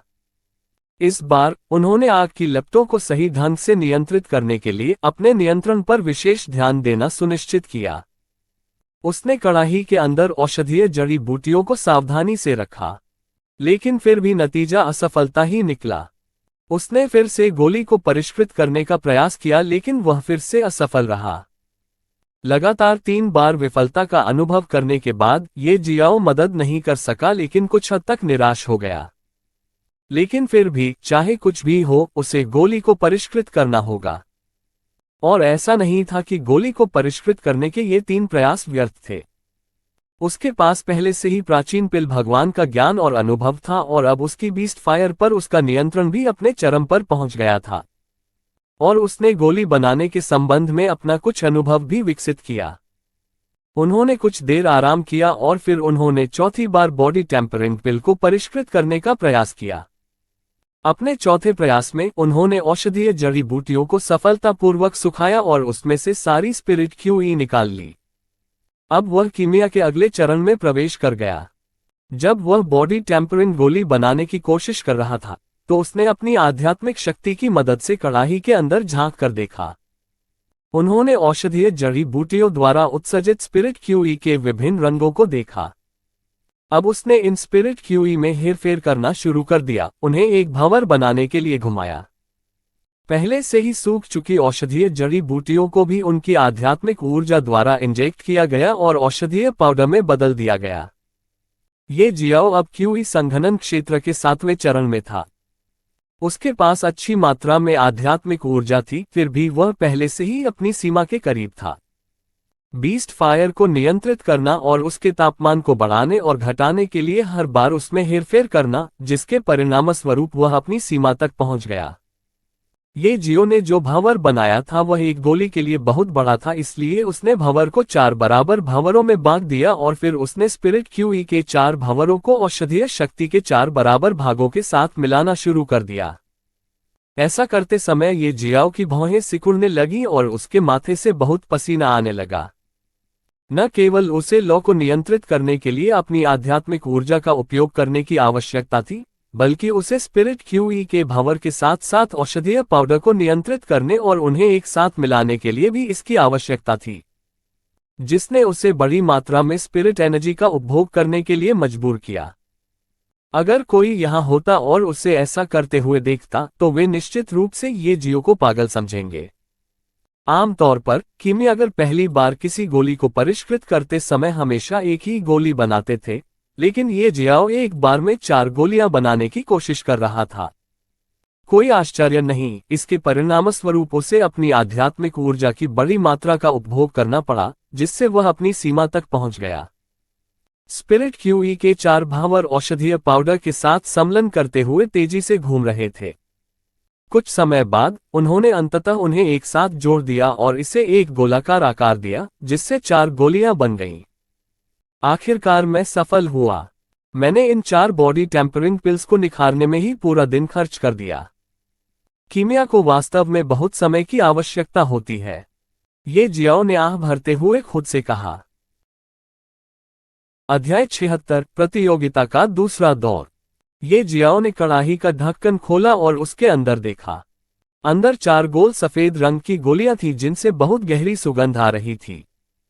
उसने 4 गोलियां निकाली और उसे घूरता रहा क्योंकि ये 4 बॉडी टेम्परिंग गोलियां उसकी पहली गोलियां थीं जिन्हें उसने परिष्कृत किया था।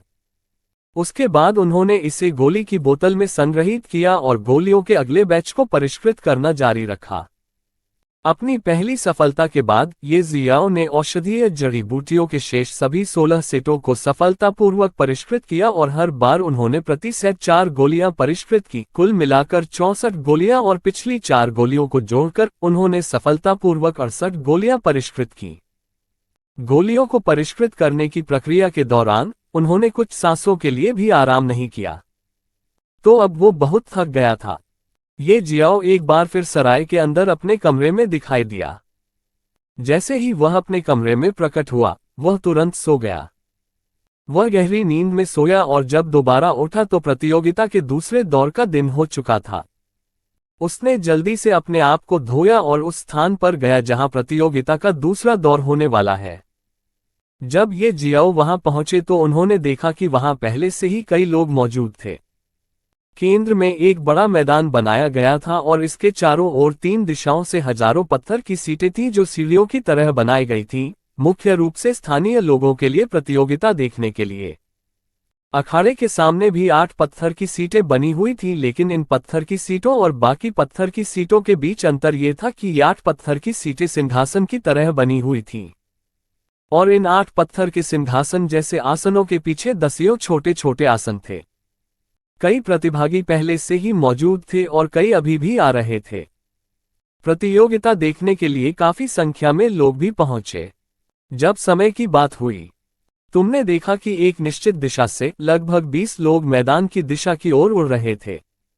ये जियो इन 20 लोगों में कई परिचित चेहरे हैं। उनमें 7 चेहरे थे जिन्हें ये जियाओ ने पहचाना। उनमें से 6 प्रतियोगिता के पहले दौर के प्रतिनिधि थे, और आखिरी व्यक्ति जिससे ये जियाओ परिचित था वह उसका अपना गुरु ग्रैंडमास्टर वांग था, जो 7 अन्य बूढ़ों के साथ आगे चल रहा था। इन 7 बूढ़ों ने सफेद वस्त्र पहने हुए थे, लेकिन देखने से कोई भी आसानी से बता सकता है कि यह वास्तव में बहुत ही शानदार वस्त्र थे। ग्रैंडमास्टर वांग और 7 अन्य बूढ़े 8 सिंहासन जैसी सीटों पर बैठ जाते हैं और बाकी 11 लोग सिंहासन जैसी सीटों के पीछे पत्थर की सीटों पर बैठ जाते हैं। जब वे बैठे तो ग्रैंडमास्टर वांग ने ये जियो को प्रतिभागियों की भीड़ में खड़ा देखा। उसे देखकर ग्रैंडमास्टर वांग ने उसकी ओर सिर हिलाया और फिर उन 7 बूढ़ों के साथ बातचीत करने में व्यस्त हो गए। इन 20 लोगों को देखकर शो देखने आए प्रतिभागियों और अन्य लोगों ने गपशप बंद कर दी और उनकी ओर देखने लगे। अगरबत्ती जलने में जितना समय लगता है, उसके बाद एक आदमी खड़ा होता है और अखाड़े के बीच में चला जाता है। फिर उन्होंने कहा, अब प्रतियोगिता का दूसरा दौर शुरू होने का समय है, लेकिन उससे पहले मैं कुछ महत्वपूर्ण आंकड़ों से आपका परिचय करा दूं।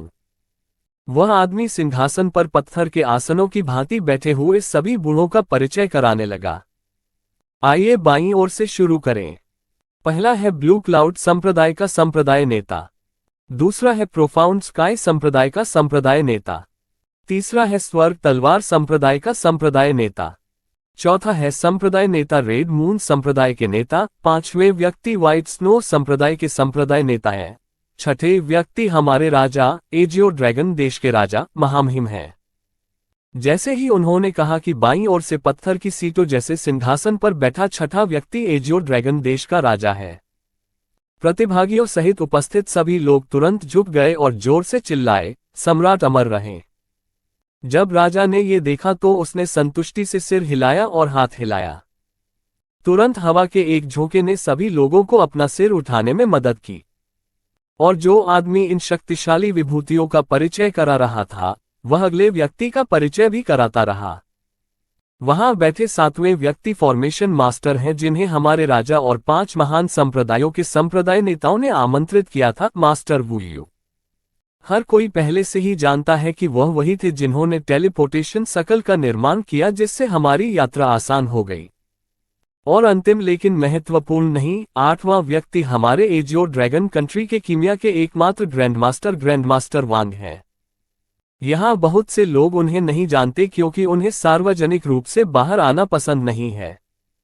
वह यहाँ आए हमारे में एजियो ड्रैगन कंट्री 10 साल पहले, और हमारे देश की सभी टियर 4 और टियर 5 औषधीय गोलियां उनके द्वारा परिष्कृत की गई हैं। हमारे देश को एक बहुत ही भाग्यशाली देश माना जा सकता है क्योंकि कई बड़े देशों में भी कीमिया का कोई ग्रैंडमास्टर मौजूद नहीं है। जब उस व्यक्ति ने फॉर्मेशन मास्टर वू यू और ग्रैंडमास्टर वांग का परिचय कराया तो लोगों की भीड़ में भारी हंगामा मच गया। सभी लोग धीमी आवाज में ग्रैंडमास्टर वांग और फॉर्मेशन मास्टर वू यू के बारे में आपस में चर्चा करने लगे। लेकिन चूंकि वहां हजारों लोग थे, इसलिए धीमी आवाज में चर्चा करते हुए भी हंगामा मच गया। जब भीड़ अंततः एक बार फिर शांत हो गई तो उस व्यक्ति ने कहा, अब मैं आपको प्रतियोगिता के दूसरे दौर के नियमों के बारे में बताने जा रहा हूं। इस दौर को भी 2 चरणों में बांटा गया है। पहले चरण में बैटल रॉयल बने। सभी 300 प्रतिभागी एक साथ एक दूसरे प्रतिभागियों से लड़ेंगे और मैदान में खड़े अंतिम 100 प्रतिभागी अगले चरण में प्रवेश के लिए योग्य होंगे और इन 100 प्रतिभागियों को अर्हता प्राप्त करने के बाद चिंता करने की आवश्यकता नहीं होगी। शीर्ष 100 इन 100 प्रतिभागियों को पहले से ही 5 महान संप्रदायों में प्रवेश करने का अधिकार होगा, या वे शाही परिवार में प्रवेश कर सकते हैं और शाही परिवार के शिष्य बन सकते हैं। शीर्ष 100 प्रतिभागियों को 5 महान संप्रदायों द्वारा चुना जाएगा। शाही परिवार उन्हें स्वयं उस संप्रदाय को चुनने का कोई अधिकार नहीं होगा जिसमें वे प्रवेश करना चाहते हैं। अब शीर्ष 100 प्रतिभागी प्रतियोगिता के इस दौर के अगले चरण में शीर्ष 10 और चैंपियन को चुनने के लिए लड़ेंगे। शीर्ष 10 के रूप में अर्हता प्राप्त करने के बाद इन 10 प्रतिभागियों को यह चुनने का अधिकार मिलेगा कि वे कहां प्रवेश करना चाहते हैं और कौन सा वे जिस संप्रदाय का शिष्य बनना चाहते हैं, और चैंपियन सीधे उस संप्रदाय का आंतरिक शिष्य बन जाएगा जिसमें वह प्रवेश करना चुनेगा। अब मैं आपको इनाम के बारे में बताता हूं। शीर्ष 100 को मिडिल ग्रेड प्रोफाउंड रैंक का मार्शल आर्ट कौशल दिया जाएगा। खैर, वे उन संप्रदायों से इस ग्रेड के उनके लिए उपयुक्त मार्शल आर्ट कौशल चुन सकते हैं जहां वे प्रवेश करेंगे। शीर्ष 10 उस संप्रदाय से high grade profound rank martial art कौशल चुन सकते हैं और उन्हें टियर 3 गोली दी जाएगी। प्रतियोगिता के प्रोफाउंड स्पिरिट पिल चैंपियन को शीर्ष 10 के समान इनाम मिलेगा, लेकिन अंतर होगा इन 2 पुरस्कारों के बीच यह है कि चैंपियन एक आंतरिक संप्रदाय का शिष्य बन जाएगा जबकि अन्य शीर्ष 10 और शीर्ष 100 बाहरी संप्रदाय के शिष्य बन जाएंगे। जैसे ही उस आदमी ने प्रतियोगिता के नियमों और पुरस्कारों के बारे में बताना समाप्त किया, एक बार फिर बड़ा हंगामा मच गया। लेकिन इस बार लोगों की भीड़ कम शोर कर रही थी जबकि 300 प्रतिभागी ज्यादा शोर मचा रहे थे। वे ये शोर मुख्यतः पुरस्कारों के कारण कर रहे थे। Middle grade profound rank martial art कौशल पहले से ही कई लोगों को मौत से लड़ने के लिए प्रेरित करने के लिए पर्याप्त था, लेकिन शीर्ष 10 को वास्तव में high grade profound rank martial art कौशल चुनने का मौका मिल रहा था। 5 महान संप्रदायों और शाही परिवार को छोड़कर पूरे एजियो ड्रैगन देश में high grade profound rank martial art कौशल का उच्चतम स्तर था। अगर टॉप 10 में आने से ही उन्हें मार्शल आर्ट का ऐसा हुनर मिल जाएगा तो इतना हंगामा कैसे नहीं मचेगा। शीर्ष 100 ऐसे भी थे जो middle grade profound rank martial art कौशल प्राप्त कर रहे थे, जो हाई ग्रेड प्रोफाउंड रैंक से केवल एक स्तर नीचे था। इसे पहले से ही बहुत ऊंचे स्तर का इनाम माना जा सकता है। और वहां प्रोफाउंड स्पिरिट पिल भी थी। यह एक टियर 3 गोली थी जो origin core realm martial artist को नींव को कोई नुकसान पहुंचाए बिना सीधे ओरिजिन कोर रियलम के अगले चरण में ले जा सकती है। अध्याय 77 the battle royal. Profound spirit pill जैसी गोली बहुत दुर्लभ थी जो ओरिजिन कोर क्षेत्र के एक मार्शल कलाकार को नींव को कोई नुकसान पहुंचाए बिना सीधे उनकी खेती को एक स्तर तक बढ़ाने में मदद कर सकती थी। कुल मिलाकर ये पुरस्कार कुछ ऐसे थे जिन्हें पाने की किसी ने कल्पना भी नहीं की होगी। इसने ये जियाओ को एक बार फिर याद दिलाया कि कुछ गड़बड़ है। झाओ युफेई ने एक बार उनसे कहा था कि इस प्रतियोगिता का एक निश्चित कारण था, लेकिन ये कारण क्या था ये जियो को नहीं पता था और झाओ युफेई ने भी उसे नहीं बताया। ये जियाओ को पता था कि यहाँ कुछ गड़बड़ है, लेकिन फिर भी उसने इसमें भाग लेने का फैसला किया क्योंकि वह एक निश्चित संप्रदाय में प्रवेश करना चाहता था जो उसे कम समय में अधिक शक्तिशाली बनने में मदद कर सकता था, और दूसरा वह एक बार फिर से ऐसा करना चाहता था। झाओ युफेई से मिले। झाओ युफेई से मिलने की चाहत का कारण वह खुद स्पष्ट नहीं था, और तीसरा वह सिर्फ ये जानना चाहता था कि इस प्रतियोगिता के पीछे का कारण क्या है। जो आदमी बड़े गोलाकार स्थान पर खड़ा था उसने एक बार फिर बात करना शुरू कर दिया। अब जब सभी ने नियमों और पुरस्कारों के बारे में सुना है, ये प्रतियोगिता का दूसरा दौर शुरू करने का समय है। फिर वह आकाश में उड़ गया और बोला, अब सभी 300 प्रतिभागियों कृपया मैदान में प्रवेश करें। जब प्रतिभागियों ने ये सुना तो वे सभी मैदान की ओर चलने लगे। कुछ देर बाद सभी प्रतिभागी मैदान में खड़े थे। ये जियाओ भी बहुत कम प्रोफाइल रखते हुए मैदान के बीच में खड़ा था। उसने चारों ओर देखा और कई प्रतिभाशाली मार्शल कलाकारों को उससे कुछ मीटर की दूरी पर खड़े देखा, जैसे कि जू किंग, लू ली और अन्य। उन्होंने लिन हाओ को अपनी बाईं ओर मैदान में खड़ा देखा। किसी ने भी उसके पास जाने की हिम्मत नहीं की और ये जियाओ को ऐसा महसूस हुआ कि लिन हाओ उसे जो ऊर्जा देता था वह अब पहले से कई गुना अधिक मजबूत थी। उसने कुछ देर तक सोचा और फिर जैसे कि उसने कुछ सोचा हो, उसने चेहरे पर आश्चर्यचकित भाव के साथ लिन हाओ की ओर देखा। उसने मूल क्षेत्र में प्रवेश किया। इन कुछ दिनों में लिन हाओ को फिर से सफलता मिली और अब वह पहले से ही ओरिजिन कोर दायरे में एक मार्शल आर्टिस्ट है। लिन हाओ को भी लगा कि कोई उसे घूर रहा है। वह थोड़ा पीछे मुड़ा और देखा कि ये जियाओ हैरान चेहरे से उसकी ओर देख रहा है। वह तुरंत समझ गया कि ये जियाओ को पहले से ही पता था कि वह origin core realm martial artist बन गया है। वह ये जियाओ को देखकर मुस्कुराया और अचानक उसने स्तब्ध भाव से ये जियाओ की ओर भी देखा। उसे अभी भी स्पष्ट रूप से याद है कि जब वह पहली बार ये जियाओ से मिला था तो ये जियाओ केवल क्यूई संक्षेपण क्षेत्र के 5वें चरण में था और अब कुछ दिनों के बाद वह 2 चरणों में आगे बढ़ गया और क्यूई के 7वें चरण में एक मार्शल आर्टिस्ट बन गया। संघनन क्षेत्र। सफलता की यह गति कुछ ऐसी थी जो उसने अपने अलावा दूसरों पर कभी नहीं देखी थी। आखिरकार वह स्वयं कुछ ही वर्षों में शून्य से मूल कोर क्षेत्र का एक मार्शल कलाकार बन जाता है। ये जियाओ और लिन हाओ, वे दोनों अपने चेहरे पर आश्चर्यचकित अभिव्यक्ति के साथ एक दूसरे को देखते थे। इस समय जू किंग भी पीछे मुड़ा और देखा कि लिन हाओ स्तब्ध चेहरे से किसी को देख रहा है। जब उसने लिन हाओ की नजरों का पीछा किया तो उसने देखा कि ये जियाओ उसी भाव से लिन हाओ की ओर देख रहा है। वह ये सोचकर भ्रमित हो गया कि क्या हो रहा था, लेकिन वह कोई कारण नहीं सोच पाया, इसलिए उसने इस मामले को अपने दिमाग में डाल लिया और लिन हाओ के पास चला गया। लिन हाओ भी इस समय होश में आए और उन्होंने जू किंग को आते देखा। जू किंग उसके सामने रुका और गंभीर चेहरे के साथ कहा, लिन हाओ, इस बार मैं निश्चित रूप से यह प्रतियोगिता जीतूंगा और चैंपियन बनूंगा। लिन हाओ केवल उसे देखकर थोड़ा मुस्कुराया और कुछ नहीं कहा। शायद जू किंग को पहले से ही इसकी आदत थी, इसलिए जब लिन हाओ ने उसे जवाब नहीं दिया तो उसे गुस्सा नहीं आया या नाराज महसूस नहीं हुआ। ये बच्चा कौन है? जू किंग ने फिर पूछा। उसका नाम ये जियाओ है और उसे कम मत समझो। वह बहुत शक्तिशाली है। हो सकता है इस प्रतियोगिता में उसे तीसरा स्थान मिले या शायद दूसरा स्थान। लिन हाओ ने मुस्कुराते हुए कहा। सच में? जू किंग ने फिर से ये जियो को गहराई से देखा और कहा, वह केवल क्यूई संघनन क्षेत्र के 7वें चरण में है। वह इस प्रतियोगिता में दूसरा स्थान कैसे प्राप्त कर सकता है? आप उसे अधिक महत्व दे रहे हैं। आप देखेंगे। लिन हाओ ने ज्यादा कुछ नहीं कहा और फिर उसने अल्टर पर खड़े होकर अपनी आंखें बंद कर ली। ऐसा लग रहा था मानो उसे नींद आ रही हो, लेकिन फिर भी किसी की उसके पास जाने की हिम्मत नहीं हुई। जू किंग ने फिर से ये जियो को गहराई से देखा और फिर वह अल्टर पर बैठ गया और अपनी आंखें बंद कर ली। ये जियाओ पूरे समय केवल इन दोनों को ही देख रहा था। वह पहले नहीं जानता था कि वे क्या बात कर रहे थे, लेकिन वह जानता था कि ये दोनों निश्चित रूप से उसके बारे में बात करते थे, क्योंकि लिनहाओ के साथ बात करते समय जू किंग ने उसे 2 या 3 बार देखा था। इसी समय उस आदमी की आवाज फिर से हवा में सुनाई दी। अब जब सभी प्रतिभागी बदलाव पर हैं तो प्रतियोगिता के दूसरे दौर का पहला चरण शुरू होने दें। आइए बैटल रॉयल शुरू करें। जैसे ही उन्होंने बोलना समाप्त किया, सभी प्रतिभागियों ने मैदान में लड़ना शुरू कर दिया। देखते ही देखते मैदान में मानो हंगामा मच गया। इससे कोई फर्क नहीं पड़ता कि वह कौन था, हर कोई लड़ रहा था और जितना हो सके उतने प्रतिभागियों को खत्म करने की कोशिश कर रहा था, ताकि उन्हें मैदान पर तब तक खड़े रहने का मौका मिले जब तक कि केवल 100 प्रतिभागी न बचे हों।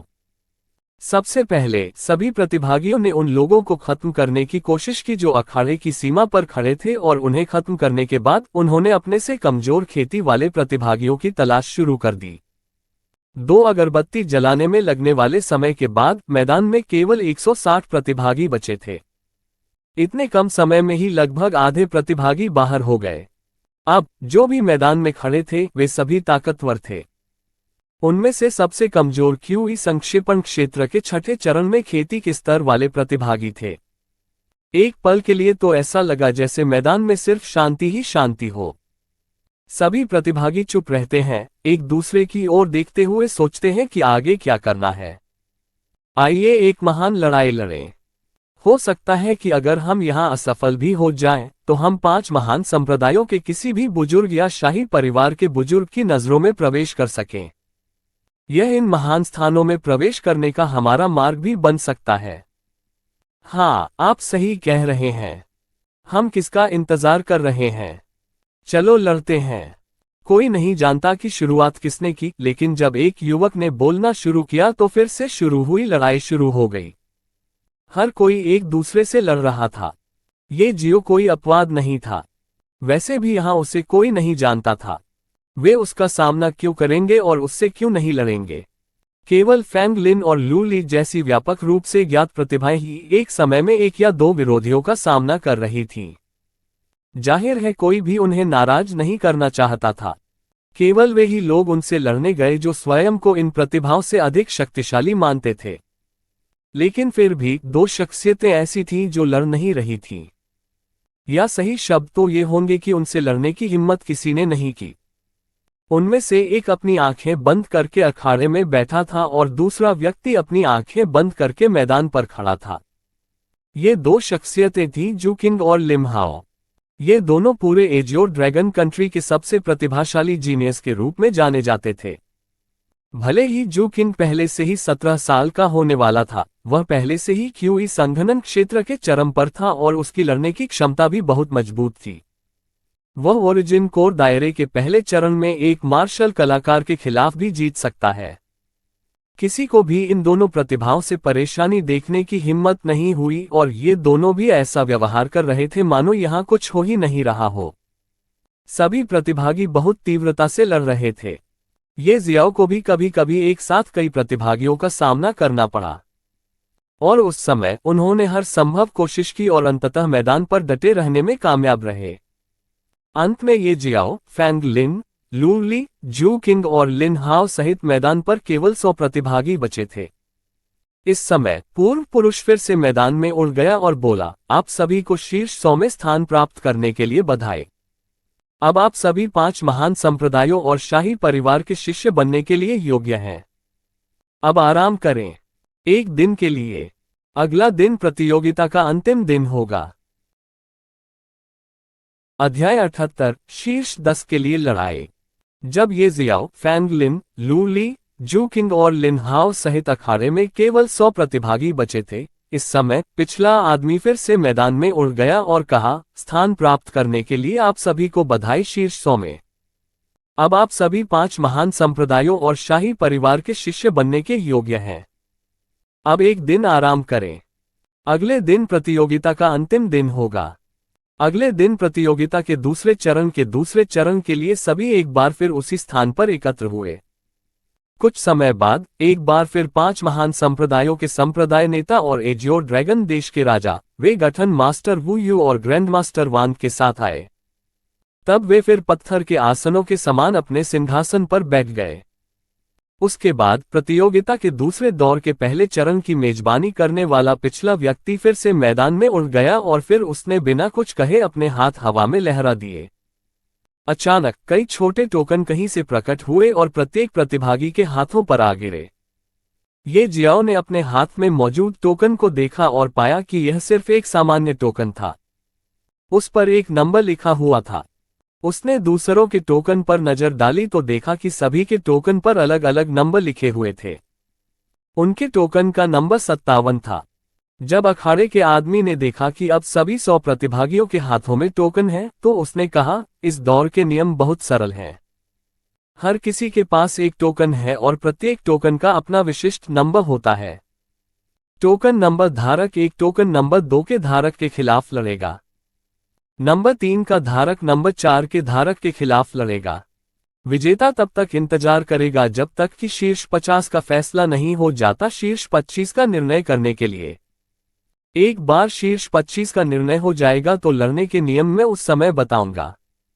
एक बार जब प्रतिभागियों के बीच लड़ाई शुरू हो जाती है तो ये तभी रुकती है जब विजेता का फैसला हो जाता है या दोनों प्रतिभागियों में से कोई एक हार मान लेता है। जब एक प्रतिभागी हार मान लेता है तो दूसरे को तुरंत रुकना पड़ता है, अन्यथा वह अयोग्य घोषित कर दिया जाएगा और हार जाएगा। 5 महान संप्रदायों या शाही परिवार में से एक में प्रवेश करने का अवसर। अब टोकन नंबर 1 और टोकन नंबर 2 के धारक कृपया लड़ने के लिए मैदान पर आएं। जैसे ही उसने बोलना समाप्त किया, 2 युवक मैदान की ओर चलने लगे और वह व्यक्ति भी नीचे की ओर उड़ गया। जब दोनों युवक एक दूसरे के सामने खड़े हो गए तो उस आदमी ने कहा, अब लड़ाई शुरू करें। जैसे ही उसकी आवाज खत्म हुई, दोनों अपनी पूरी ताकत से भड़क उठे और लड़ने लगे। उग्र लहर मुट्ठी 100 चेंज पाम। उनमें से एक ने मुक्के से हमला किया जबकि दूसरे ने हथेली से हमला किया। जब उनका वार एक दूसरे से टकराया तो दोनों कुछ कदम पीछे हट गए। उनमें से एक ने, जिसने ताड़ के प्रहार का प्रयोग किया था, मुंह से खून की उल्टी कर दी। लेकिन वह अभी भी लड़ना जारी रखता है। जल्द ही विजेता का फैसला हो गया और अब टोकन नंबर 3 और टोकन नंबर 4 के धारकों के बीच लड़ने की बारी थी। 2 युवक फिर अखाड़े की ओर चल दिए। अरे देखो, वह चेन जियांग है ना? हाँ, और जो उसके खिलाफ लड़ रहा है। हे भगवान, वह लिन जू किंग है। चेन जियांग वास्तव में जू किंग के खिलाफ लड़ रहा है। भले ही चेन जियांग चेन परिवार के युवा मास्टर हैं, वह अभी भी छठे चरण में एक मार्शल आर्टिस्ट है। इंतजार नहीं। अब वह क्यूई संक्षेपण क्षेत्र के 7वें चरण में है। लेकिन वह अभी भी जू किंग से बहुत दूर है। बिल्कुल, मेरी राय में उसे बस अपनी हार स्वीकार कर लेनी चाहिए ताकि वह खुद को इतने सारे लोगों के सामने शर्मिंदा होने से बचा सके। चेन जियांग ने बेहद उत्सुक रुख अपनाया, जैसे कि वह युद्ध के लिए इंतजार नहीं कर सकता। लेकिन जब उसने जू किंग को मैदान की ओर बढ़ते देखा तो वह एक पल के लिए चौंक गया और उसकी आंखें डर से चमक उठीं, लेकिन इस समय उसने भीड़ की चर्चा सुनी। उसका डर तुरंत गुस्से में बदल गया। वास्तव में उसे नीची दृष्टि से देखा गया था। जू किंग चौंकने और फिर क्रोधित होने के बाद उसके मुंह का कोना बर्फीली मुस्कान में बदल गया। दोनों एक दूसरे के सामने खड़े होकर मंच पर चढ़ गए। जू किंग, हजारों लोगों की निगरानी में इस तरह के मंच पर यदि आप जैसी तथाकथित प्रतिभा को मेरे जैसे व्यक्ति द्वारा समाप्त कर दिया जाएगा, जो कि क्यूई कंडेंसेशन दायरे मार्शल कलाकार का केवल 7वां चरण है। कैसे, क्या यह मनोरंजक होगा? चेन जियांग ने आत्मसंतुष्ट मुस्कान के साथ शांति से कहा। चेन जियांग ने जो कहा उसे सुनकर जू किंग एक पल के लिए स्तब्ध रह गई। उसने चेन जियांग की ओर देखा लेकिन कुछ नहीं कहा, जैसे कि उसने चेन जियांग को अपनी आंखों में नहीं डाला हो। जू किंग के इस व्यवहार ने तुरंत चेन जियांग के गुस्से को एक बार फिर से भड़का दिया। उसके शरीर से अत्यंत तीव्र आभा फूट पड़ी। यह है। इतनी दूर से भी भीड़ अभी भी चेन जियांग की लगातार बढ़ती आभा को महसूस कर सकती थी क्योंकि उनका दिल कांप रहा था। चेन जियांग ने अभी तक लड़ाई शुरू नहीं की थी, लेकिन उसने पहले से ही सबसे मजबूत आभा जारी कर दी थी। लंबी लड़ाई लड़ने के लिए अपनी ताकत बचाने की परवाह नहीं की। उसकी इस हरकत से उसका आत्मविश्वास तो झलक ही रहा था, मानो वह जू किंग को कोई बयान दे रहा हो। उसके सामने चेन जियांग, भले ही जू किंग की खेती उससे 2 चरण अधिक हो, जू किंग की कीमत ज्यादा नहीं थी। वह जू किन को सीधे ध्वस्त करने के लिए अपनी सबसे मजबूत, सबसे अत्याचारी ताकत का उपयोग करना चाहता था। वह चेन परिवार के युवा गुरु चेन जियांग थे। चेन परिवार के वर्तमान मुखिया का इकलौता बेटा, लेकिन आज जू किन के कारण भीड़ ने उसे नीची नजर से देखा। वह गुस्से में था, बहुत गुस्से में था। ये युवक काफी दिलचस्प है। ब्लू क्लाउड संप्रदाय के संप्रदाय नेता ने चेन जियांग को दिलचस्पी से देखा। अन्य सभी संप्रदाय के नेताओं ने भी सिर हिलाया। अगर तुम्हारा काम हो गया तो मेरे पास आओ, जू किन ने आलस्य से कहा। इस तरह का आत्मविश्वास कुछ ऐसा था जिसकी भीड़ को जू किन से पहले से ही उम्मीद थी। आखिरकार वह प्रसिद्ध प्रतिभाशाली व्यक्ति थे। जू किन के इस उदासीन रवैये ने एक बार फिर चेन जियांग के गुस्से को और भी अधिक भड़का दिया। हजारों लोगों की निगाहों के बीच चेन जियांग बेहद तेज गति से जू किन की ओर बढ़े। अचानक उसके हाथ में तलवार आ गई। एक क्षण में वह तुरंत जू किन के सामने आ गया। उसकी तलवार की एक हल्की सी लहर से उसकी तलवार उल्कापात की लहरों में बदल गई, जिससे पूरा युद्ध मंच रोशन हो गया। उल्का सितारा गिरने वाली तलवार। एक ही तलवार के प्रहार से चेन जियांग ने जू किन के भागने के सभी मार्गों को सील कर दिया और उसे एक निश्चित क्षेत्र में पिंजरे में बंद कर दिया।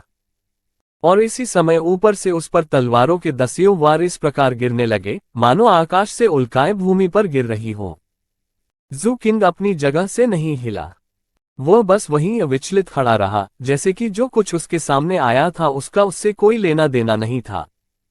उनकी अभिव्यक्ति पहले की तरह शांत थी और अप्रत्याशित रूप से उनके हाथ में कोई हथियार नहीं था। चेन जियांग की आंखों में जानलेवा इरादे की झलक दिखाई दी। चूंकि जू किन अपना विनाश करना चाहता था, इसलिए वह निश्चित रूप से जू किन की इस इच्छा को पूरे दिल से पूरा करेगा। हवा में फैली तलवार के हमले की लहरें अपने साथ एक भयानक आभा लेकर आ रही थीं। तलवार की लहर की किरणें जू किन की ओर बढ़ीं। इसी समय एक आश्चर्यजनक दृश्य सामने आया, जिसे देखकर वहां मौजूद हर व्यक्ति स्तब्ध रह गया जो प्रतियोगिता देख रहा था। जू किन की आभा फूट पड़ी और मानो उसकी यह आभा एक ढाल बन गई हो। तलवार के हमले की हर लहर जो उसके पास आती थी, उसे जू किन की आभा द्वारा तुरंत अवरुद्ध कर दिया गया और चकनाचूर कर दिया गया। आभा शील्ड। जू किन धीमी आवाज में बुदबुदाया। जब चेन जियांग ने यह देखा तो वह एक पल के लिए स्तब्ध रह गया। उसे ऐसा लगा मानो वह अभी सपना देख रहा हो। उसकी पूरी ताकत का हमला सिर्फ जू किन की आभा से नष्ट हो गया। शुरू से अंत तक जू किन ने अपना हाथ तक नहीं हिलाया। उसने कभी नहीं सोचा था कि उसके और जू किन के बीच अंतर इतना बड़ा था। तुम लोगों की चर्चा सुनकर ही क्रोधित हो जाते हो और तुम मुझे खत्म करना चाहते हो।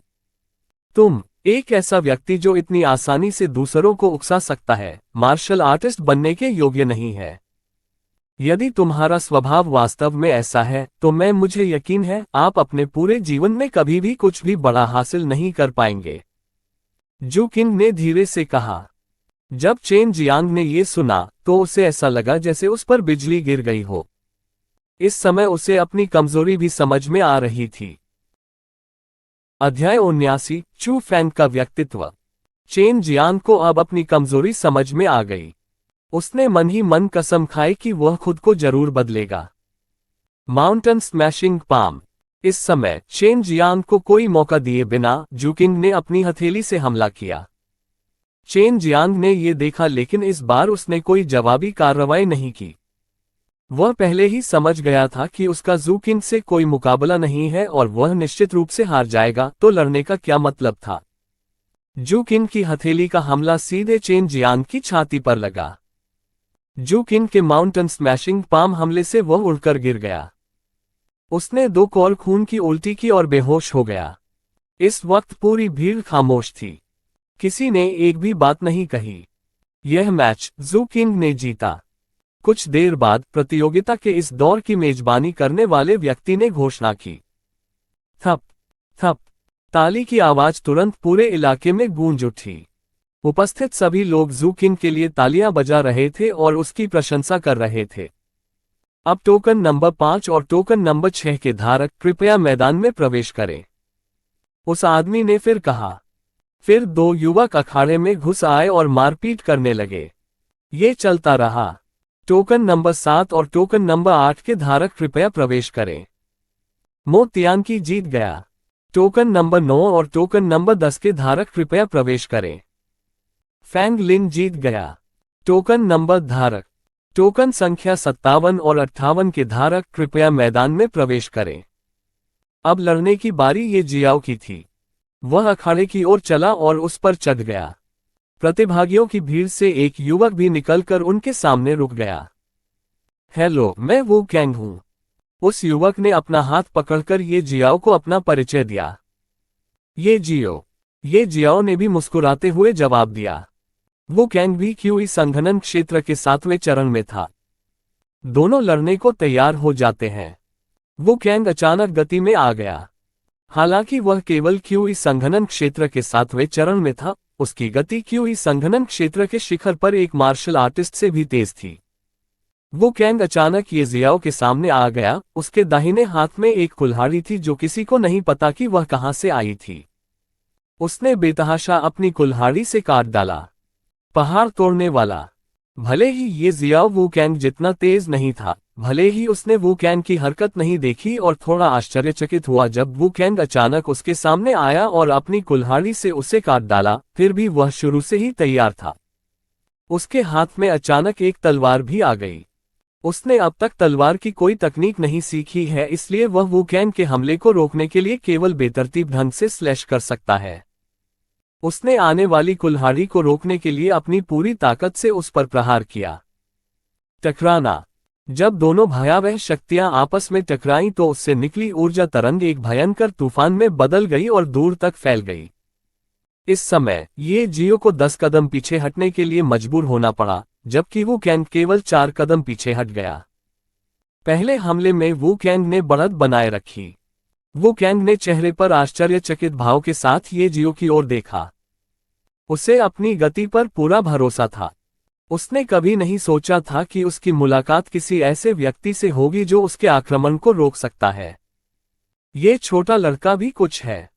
प्रोफाउंड स्काई संप्रदाय के संप्रदाय नेता ने दिलचस्पी से सिर हिलाया और कहा, बेशक वह दिलचस्प है। फॉर्मेशन मास्टर वू यू ने मुस्कुराते हुए कहा, ओह, क्या ऐसा हो सकता है कि मास्टर वू इस छोटे आदमी को जानता हो? रेड मून संप्रदाय के संप्रदाय नेता ने कहा।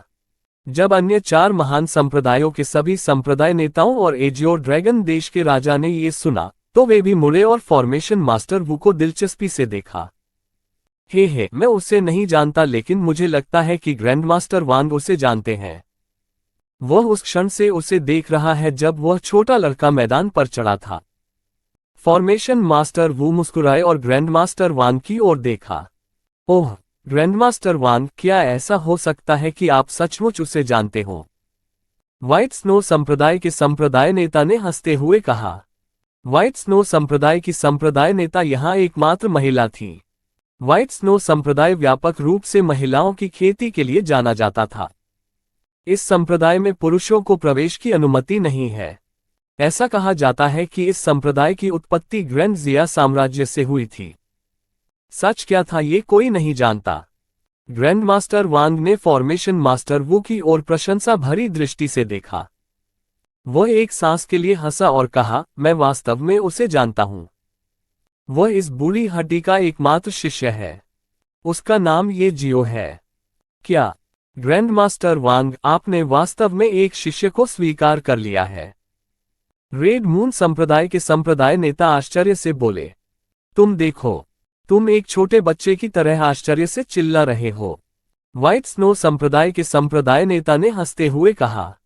फिर उसने ये जियाओ को भी गहराई से देखा और फिर ग्रैंडमास्टर वांग की ओर मुड़कर कहा, ग्रैंडमास्टर वांग, जहां तक मुझे पता है, आपने उस छोटे से लड़के चू फैंग को भी अपने शिष्य के रूप में स्वीकार नहीं किया। चू फैंग स्वर्ग का गौरव है तलवार संप्रदाय और वह भी अग्नि तत्व शरीर के साथ पैदा हुआ था। वह अपने तीसरे हाथ की तरह आग को नियंत्रित कर सकता है, लेकिन फिर भी उसे आपने अस्वीकार कर दिया और आपने इस छोटे से व्यक्ति को अपने शिष्य के रूप में स्वीकार कर लिया। 5 महान संप्रदायों के सभी संप्रदाय नेताओं के साथ साथ एजियोर ड्रैगन कंट्री के राजा और फॉर्मेशन मास्टर वू यू, उन सभी ने ग्रैंडमास्टर वांग की ओर देखा, उनसे उत्तर की उम्मीद की। मुख्य रूप से स्वर्ग तलवार संप्रदाय के संप्रदाय नेता, उन्होंने ग्रैंड मास्टर वांग को गंभीरता से देखा, उनसे संतोषजनक उत्तर की उम्मीद की। जैसा कि व्हाइट स्नो संप्रदाय के संप्रदाय नेता ने कहा, चू फैंग स्वर्ग तलवार संप्रदाय का गौरव था। जब चू फैंग ने ग्रैंड मास्टर वांग को अपने गुरु के रूप में स्वीकार करना चाहा तो ग्रैंड मास्टर वांग ने उन्हें अस्वीकार कर दिया, लेकिन अब उन्होंने किसी अज्ञात व्यक्ति को अपने शिष्य के रूप में स्वीकार कर लिया है। हेवन स्वॉर्ड संप्रदाय के संप्रदाय नेता की राय में यह उनके संप्रदाय के लिए एक अप्रत्यक्ष तमाचा था। ग्रैंड मास्टर वांग ने सबसे पहले ये जियाओ को देखा जो अभी भी वू कैन के साथ लड़ रहा था, और फिर उसने अपने बगल के अन्य चेहरों को देखा और कहा, चू फैंग वास्तव में आग को बहुत अच्छी तरह से नियंत्रित कर सकता है और वो एक अद्भुत कीमियागर भी बन सकता है। ये मेरे या किसी अन्य मास्टर कीमियागर द्वारा सिखाए गए थे। मुझे आशा है कि मैं जो कहने जा रहा हूँ उससे आप बुरा नहीं मानेंगे। ग्रैंड मास्टर वांग ने स्वर्ग तलवार संप्रदाय के संप्रदाय नेता की ओर देखा और कहा, मैं ग्रैंड मास्टर वांग की बातों का बुरा क्यों मानूंगा? स्वर्ग तलवार संप्रदाय के संप्रदाय नेता ने जल्दी से कहा। ग्रैंड मास्टर वांग ने अपना सिर हिलाया और कहा, जिस कारण से मैंने चू फैंग को अस्वीकार किया वह उसका स्वभाव है। उसे दूसरों द्वारा बहुत आसानी से उकसाया जा सकता है। उसकी नज़र में हत्या का इरादा भी बहुत ज्यादा है। इतनी कम उम्र में उसने वास्तव में हत्या कर दी, एक पूरा परिवार, सिर्फ इसलिए कि उस परिवार के बेटे ने उसके खिलाफ कुछ कहा। मैं एक भिखारी को अपना शिष्य स्वीकार कर सकता हूं, लेकिन मैं इस प्रकार के व्यक्ति को अपना शिष्य कभी स्वीकार नहीं करूंगा। जब उसने उस परिवार का कत्लेआम किया तो आपने भी उसे सजा नहीं दी। मुझे इसके पीछे का कारण नहीं पता, लेकिन शायद इसलिए कि वह आपके संप्रदाय का तथाकथित गौरव था, आपने उसे सजा नहीं दी। लेकिन अगर मैं आपकी जगह होता तो मुझे सजा मिलती। इस प्रकार के व्यक्ति को अपंग कर दिया या मार डाला। ग्रैंड मास्टर वांग ने स्वर्ग तलवार संप्रदाय के संप्रदाय नेता की ओर देखा और कहा। स्वर्ग तलवार संप्रदाय के संप्रदाय नेता ने शर्म से अपना सिर झुका लिया। उसने कुछ नहीं कहा, बस अपना हाथ कसकर भींच लिया। ये बात तो सभी को पता थी कि चू फैंग ने एक बहुत ही छोटी सी बात पर पूरे परिवार को मौत के घाट उतार दिया। और जैसा कि ग्रैंड मास्टर वांग ने कहा, उन्होंने चू फैंग को दंडित नहीं किया क्योंकि वह उनके संप्रदाय हेवन स्वॉर्ड संप्रदाय का गौरव था। 26 साल की उम्र में वह पहले से ही एक मार्शल किंग क्षेत्र विशेषज्ञ है। इस प्रकार का स्वर्ग का गौरव बहुत दुर्लभ था, शायद 2 या 300 साल में भी नहीं। अन्य सभी संप्रदाय के नेताओं ने भी अपने चेहरे पर एक अजीब मुस्कान के साथ हेवन स्वॉर्ड संप्रदाय के संप्रदाय नेता को देखा। केवल राजा उदासीन रहा। मैदान पर वू कैंग और ये जियाओ ने पहले ही एक दूसरे के साथ दसियों चालों का आदान प्रदान किया, लेकिन विजेता कौन होगा ये निर्धारित करना अभी भी मुश्किल था। ये जियाओ ने अपनी तलवार अपनी छाती तक उठाए और अपने दूसरे हाथ से उसे सहलाया। फिर उन्होंने इसे अपनी आध्यात्मिक ऊर्जा से भर दिया। अचानक तलवार चांदी की रोशनी से चमकने लगी। लेकिन चूंकि ये जियाओ को तलवार जैसी मार्शल आर्ट का कोई कौशल नहीं पता था, इसलिए उसने अपनी तलवार से वू कैंग पर बेतरतीब ढंग से हमला कर दिया। वू कैंग ने भी ये जियाओ के कंधे पर अपनी कुल्हाड़ी मारी, लेकिन उसी समय ये जियाओ का हमला सामने आ गया। अध्याय 80 लिन लिंग। ये जियाओ ने अपनी तलवार अपनी छाती तक उठाए और अपने दूसरे हाथ से उसे सहलाया। फिर उन्होंने इसे अपनी आध्यात्मिक ऊर्जा से भर दिया। अचानक तलवार चांदी की रोशनी से चमकने लगी। लेकिन चूंकि ये जियाओ को तलवार जैसी मार्शल आर्ट का कोई कौशल नहीं पता था, इसलिए उसने अपनी तलवार से वू कैंग पर बेतरतीब ढंग से हमला कर दिया। वू कैंग ने भी ये जियाओ के कंधे पर अपनी कुल्हाड़ी मारी, लेकिन उसी समय ये जियाओ का हमला सामने आ गया। टकराना। दोनों के वार एक बार फिर एक दूसरे से टकराए और हवा में जोर की आवाज गूंजी। थर्ड। उसी समय धड़ाम की आवाज के साथ वू कैंग की कुल्हाड़ी अखाड़े की सतह पर गिर पड़ी। लेकिन आश्चर्य की बात यह थी कि वू कैंग ने अभी भी कुल्हाड़ी का हैंडल पकड़ रखा था। जब भीड़ ने देखा तो आश्चर्य से उनका मुंह खुला का खुला रह गया। ये जियाओ की तलवार से कुल्हाड़ी का हत्था बहुत तेजी से कट गया। इतना कि हैंडल पर रत्ती भर भी खुरदुरी सतह नहीं थी। पर्वत ढहने वाली मुट्ठी। ठीक उसी समय जब वू कैंग की कुल्हाड़ी ये जियाओ की तलवार से कटकर मैदान में गिरी, ये जियो ने अपना अगला हमला तैयार किया। और जब वुकेन सहित हर कोई अभी भी कुल्हाड़ी को देख रहा था, ये जियो ने अपनी माउंटेन कोलैप्सिंग मुट्ठी से हमला किया। टकराना। बूम। ये जियाओ का मुक्का हमला वुकेन की छाती पर लगा और इस हमले से वुकेन उड़ गया। वह सीधे मैदान से उड़कर जमीन पर गिर पड़ा। वुकेन के पास हवा में गंदगी और धूल धीरे धीरे उड़ने लगी। ये जियो ये लड़ाई जीतता है। एक आवाज आई। यह उस व्यक्ति द्वारा घोषित नौकरानी थी जो प्रतियोगिता के इस दौर की मेजबानी कर रही थी। थप थप थप। सभी लोग तालियां बजाने लगे। ये जियाओ ने भी हर दिशा में प्रणाम किया और फिर मैदान से नीचे चले गए। आगे प्रतियोगिता जारी रही। सभी युवा प्रतिभाओं ने अपने विरोधियों से लड़ाई की और जिन्हें जीतना चाहिए था, उन्होंने लड़ाई जीत ली। लिन हाओ, लू ली और अन्य प्रतिभाओं ने भी अपनी लड़ाई खूबसूरती से जीती। मुख्य रूप से उनके प्रतिद्वंद्वी लिन हाओ ने लड़ने के लिए मैदान में जाने से पहले ही सीधे हार स्वीकार कर ली। अब जबकि शीर्ष 50 का फैसला हो गया है, सभी 50 प्रतिभागी शीर्ष 25 का फैसला करने के लिए फिर से लड़ेंगे। लड़ाई जारी रही। सभी एक बार फिर अपने विरोधियों से भिड़ गए। ये जियाओ ने एक युवा मार्शल आर्टिस्ट के साथ भी लड़ाई की। उस युवक की ताकत उसके पिछले प्रतिद्वंद्वी से अधिक मजबूत थी। वह क्यूई संघनन क्षेत्र के 8वें चरण पर था। थोड़ी देर तक लड़ने के बाद ये जियाओ ने आखिरकार लड़ाई जीत ली। इस लड़ाई में भी उन्होंने अपने high grade profound rank martial art कौशल सेक्रेड फिंगर आर्ट के साथ हमला करने का विकल्प नहीं चुना। वह इसे अपने लिए एक तुरुप के पत्ते के रूप में सहेज रहा था, जिसका उपयोग वह केवल तभी करना चाहता था जब वह किसी गंभीर स्थिति में हो। जू किंग ने भी अपनी लड़ाई जीत ली और उनके समान लिन हाओ, लुली, फैंग लिन और अन्य प्रतिभाओं ने भी अपनी लड़ाई जीत ली। जल्द ही शीर्ष 25 का फैसला हो गया।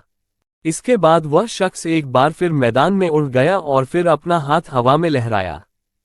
उसके हाथ में एक गोल गिलास दिखाई दिया जो पीतल का बना हुआ था। गिलास एक ही आकार की कई छड़ियों से भरा हुआ था। फिर उन्होंने कहा, सभी 25 प्रतिभागी इस गिलास में से एक छड़ी चुनेंगे। यहां बिल्कुल 25 छड़ें हैं, लेकिन एक छड़ी का निचला भाग लाल रंग से रंगा हुआ है। आप में से जो इस छड़ी को चुनेगा वह सीधे आगे बढ़ सकता है। उसे लड़ने की जरूरत नहीं है। अन्य सभी प्रतिभागियों को फिर से लड़ना होगा और ये लड़ाई शीर्ष 13 का फैसला करेगी। लेकिन हमें यहाँ केवल शीर्ष 10 की आवश्यकता है। इसलिए आप सभी को अन्य 12 प्रतिभागियों के साथ लड़ना होगा और आपके मैच जीतने के अनुसार आप सभी को स्थान दिया जाएगा। जो 11वें, 12वें और 13वें स्थान पर स्वचालित रूप से बाहर कर दिया जाएगा। इस तरह केवल शीर्ष 10 ही बचे रहेंगे और उनमें से पहला स्थान हमारा चैंपियन होगा। जब उन्होंने ये कहा तो सभी चुप हो गए। ये जियाओ ने भी एक लंबी सांस ली।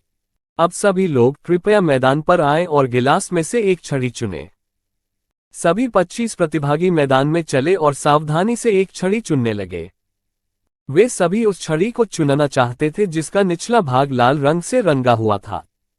जब सभी ने चयन कर लिया तो उन्होंने अपने हाथों में छड़ी को देखा और ये देखने के बाद कि वे भाग्यशाली नहीं थे, वे दूसरे की छड़ी को देखने लगे। अब मैं घोषणा करता हूं कि लिन हाओ सीधे शीर्ष 13 में पहुंच जाएंगे। शेष 24 प्रतिभागियों को 12 विजेता का फैसला करने के लिए एक प्रतिद्वंद्वी से लड़ना होगा। वे सभी अभी दूसरे प्रतिभागियों के हाथों में मौजूद लाठियों को देख ही रहे थे कि तभी एक आवाज आई। वे सभी पीछे मुड़े और लिन हाओ की ओर देखने लगे। सचमुच उसके हाथ में वह भाग्यशाली छड़ी है। उन सभी ने आह भरी और सिर हिलाया और फिर मैदान से नीचे चले गए। वह व्यक्ति जो प्रतियोगिता की मेजबानी कर रहा था, उसने एक बार फिर अपने हाथ लहराए और कई टोकन फिर से उड़कर 24 प्रतिभागियों के हाथों में आ गए। उन सभी ने फिर से टोकन को देखा और देखा कि उस पर एक नंबर लिखा हुआ था। ये जियाओ ने भी देखा और पाया कि उसके टोकन का नंबर 10 था। अब टोकन नंबर 1 और टोकन नंबर 2 के धारक कृपया लड़ने के लिए मैदान पर आएं। एक बार फिर मारपीट शुरू हो गई। लड़ाई में जीतने वाले तो खुशी खुशी मैदान से नीचे आ गए, जबकि हारने वाले उदास चेहरे के साथ मैदान से बाहर आए। टोकन नंबर धारक कृपया मैदान में आएं। के धारक टोकन नंबर 9 और टोकन नंबर 10 के धारक कृपया लड़ने के लिए एक मैदान में आएं। लड़ने की बारी फिर से ये जियाओ की थी। उसने चलना शुरू किया और फिर मैदान पर चढ़ गया। इस बार उनकी प्रतिद्वंद्वी एक प्यारी दिखने वाली युवा लड़की थी जो क्यूई संक्षेपण क्षेत्र के 8वें चरण में थी। हेलो, मैं ये जियाओ हूँ। ये जियाओ ने अपना हाथ मिलाया और मुस्कुराते हुए अपना परिचय दिया। उस लड़की ने ये जियाओ की ओर देखा और फिर उसने भी अपना हाथ पकड़ते हुए जवाब दिया, हेलो, मैं लिन लिंग हूँ। लिन लिंग। ये जियाओ ने इस नाम को दोहराया और लिन हाओ की ओर देखा जो अपनी आंखें बंद करके बैठा था। क्या लिन लिंग और लिन हाओ के बीच कोई संबंध है? दोनों का उपनाम लिन है। हो सकता है कि वे दोनों एक ही परिवार से हों। आप क्या कर रहे हैं? यदि आप नहीं लड़ रहे हैं तो कृपया हार स्वीकार कर लें। लिन लिंग ने देखा कि ये जियो लिन हाओ और उसे देख रहा था। उसे यह बात नागवार गुजरी। ओह, क्षमा करें। मैं बस यही सोच रहा था कि शायद आप और लिन हाओ एक ही परिवार से हैं। ये जियाओ शर्मिंदगी में हल्के से हंसे और कहा, वो मेरे चचेरे भाई है। लिन लिंग ने बहुत धीमी आवाज में कहा। यह इतना कम था कि ऐसा लग रहा था मानो वह मन ही मन कुछ बड़बड़ा रही हो। ये जियाओ भी यह नहीं सुन पा रही थी कि उसने क्या कहा। वह पूछना चाहता था लेकिन इस समय क्यूई संक्षेपण क्षेत्र के 8वें चरण में एक मार्शल कलाकार की तीव्र आभा लिन लिंग के शरीर से फूट पड़ी। जमाना। लिन लिंग हल्के से चिल्लाया। एक बर्फीली आभा फूट पड़ी और पूरा मैदान तुरंत बर्फ की मोटी परत से ढक गया। ये जियाओ का पैर भी बर्फ की उस मोटी परत में ढका हुआ था। एक बर्फ तात्विक शरीर। ये जियाओ ने आश्चर्य से उसकी ओर देखा। यदि ऐसा पहले होता तो वह लिन लिंग के इस हमले से डर सकता था लेकिन अब उसके पास बीस्ट फायर है। वह बर्फ जैसे हमले से क्यों डरेगा? उसने अपना हाथ उठाया और उसकी हथेली में बैंगनी रंग की आग दिखाई दी। उसने अपना हाथ घुमाया और उस आग का एक छींटा उसके पैर पर गिरा। तुरंत उसके पैर से 2 मीटर के दायरे में सारी बर्फ पिघलनी शुरू हो गई, पानी में बदल गई और फिर बीस्ट फायर के उस झोंके से निकलने वाली गर्मी के कारण तुरंत वाष्प बन गई। एक फायर सोल। ग्रैंड मास्टर वांग, मैंने कभी नहीं सोचा था कि आप उन्हें एक दुर्लभ फायर सोल भी देंगे। ब्लू क्लाउड संप्रदाय के संप्रदाय नेता ने कहा। वह बहुत आश्चर्यचकित थे और यह उनके स्वर में देखा जा सकता था जिसमें उन्होंने ग्रैंड मास्टर वांग को यह वाक्य कहा था। मैंने उसे कोई फायर सोल नहीं दिया और यह असली फायर सोल नहीं है। यह एक बीस्ट फायर है जो उसे अपनी ताकत से मिला है। कहां से? मुझसे मत पूछो क्योंकि इस सवाल का जवाब कुछ और है, यहां तक कि मैं भी पता नहीं। ग्रैंड मास्टर वांग ने मुस्कुराते हुए कहा। जब सभी संप्रदाय के नेताओं और राजा के साथ साथ फॉर्मेशन मास्टर वू ने ये सुना तो वे सभी बहुत हैरान हो गए और ये जियो की ओर देखा और उसे आकार देना शुरू कर दिया। अब मैं समझ गया, इसीलिए आपने उसे अपना शिष्य बना लिया। व्हाइट स्नो संप्रदाय के संप्रदाय ने समझ में अपना सिर हिलाया और कहा।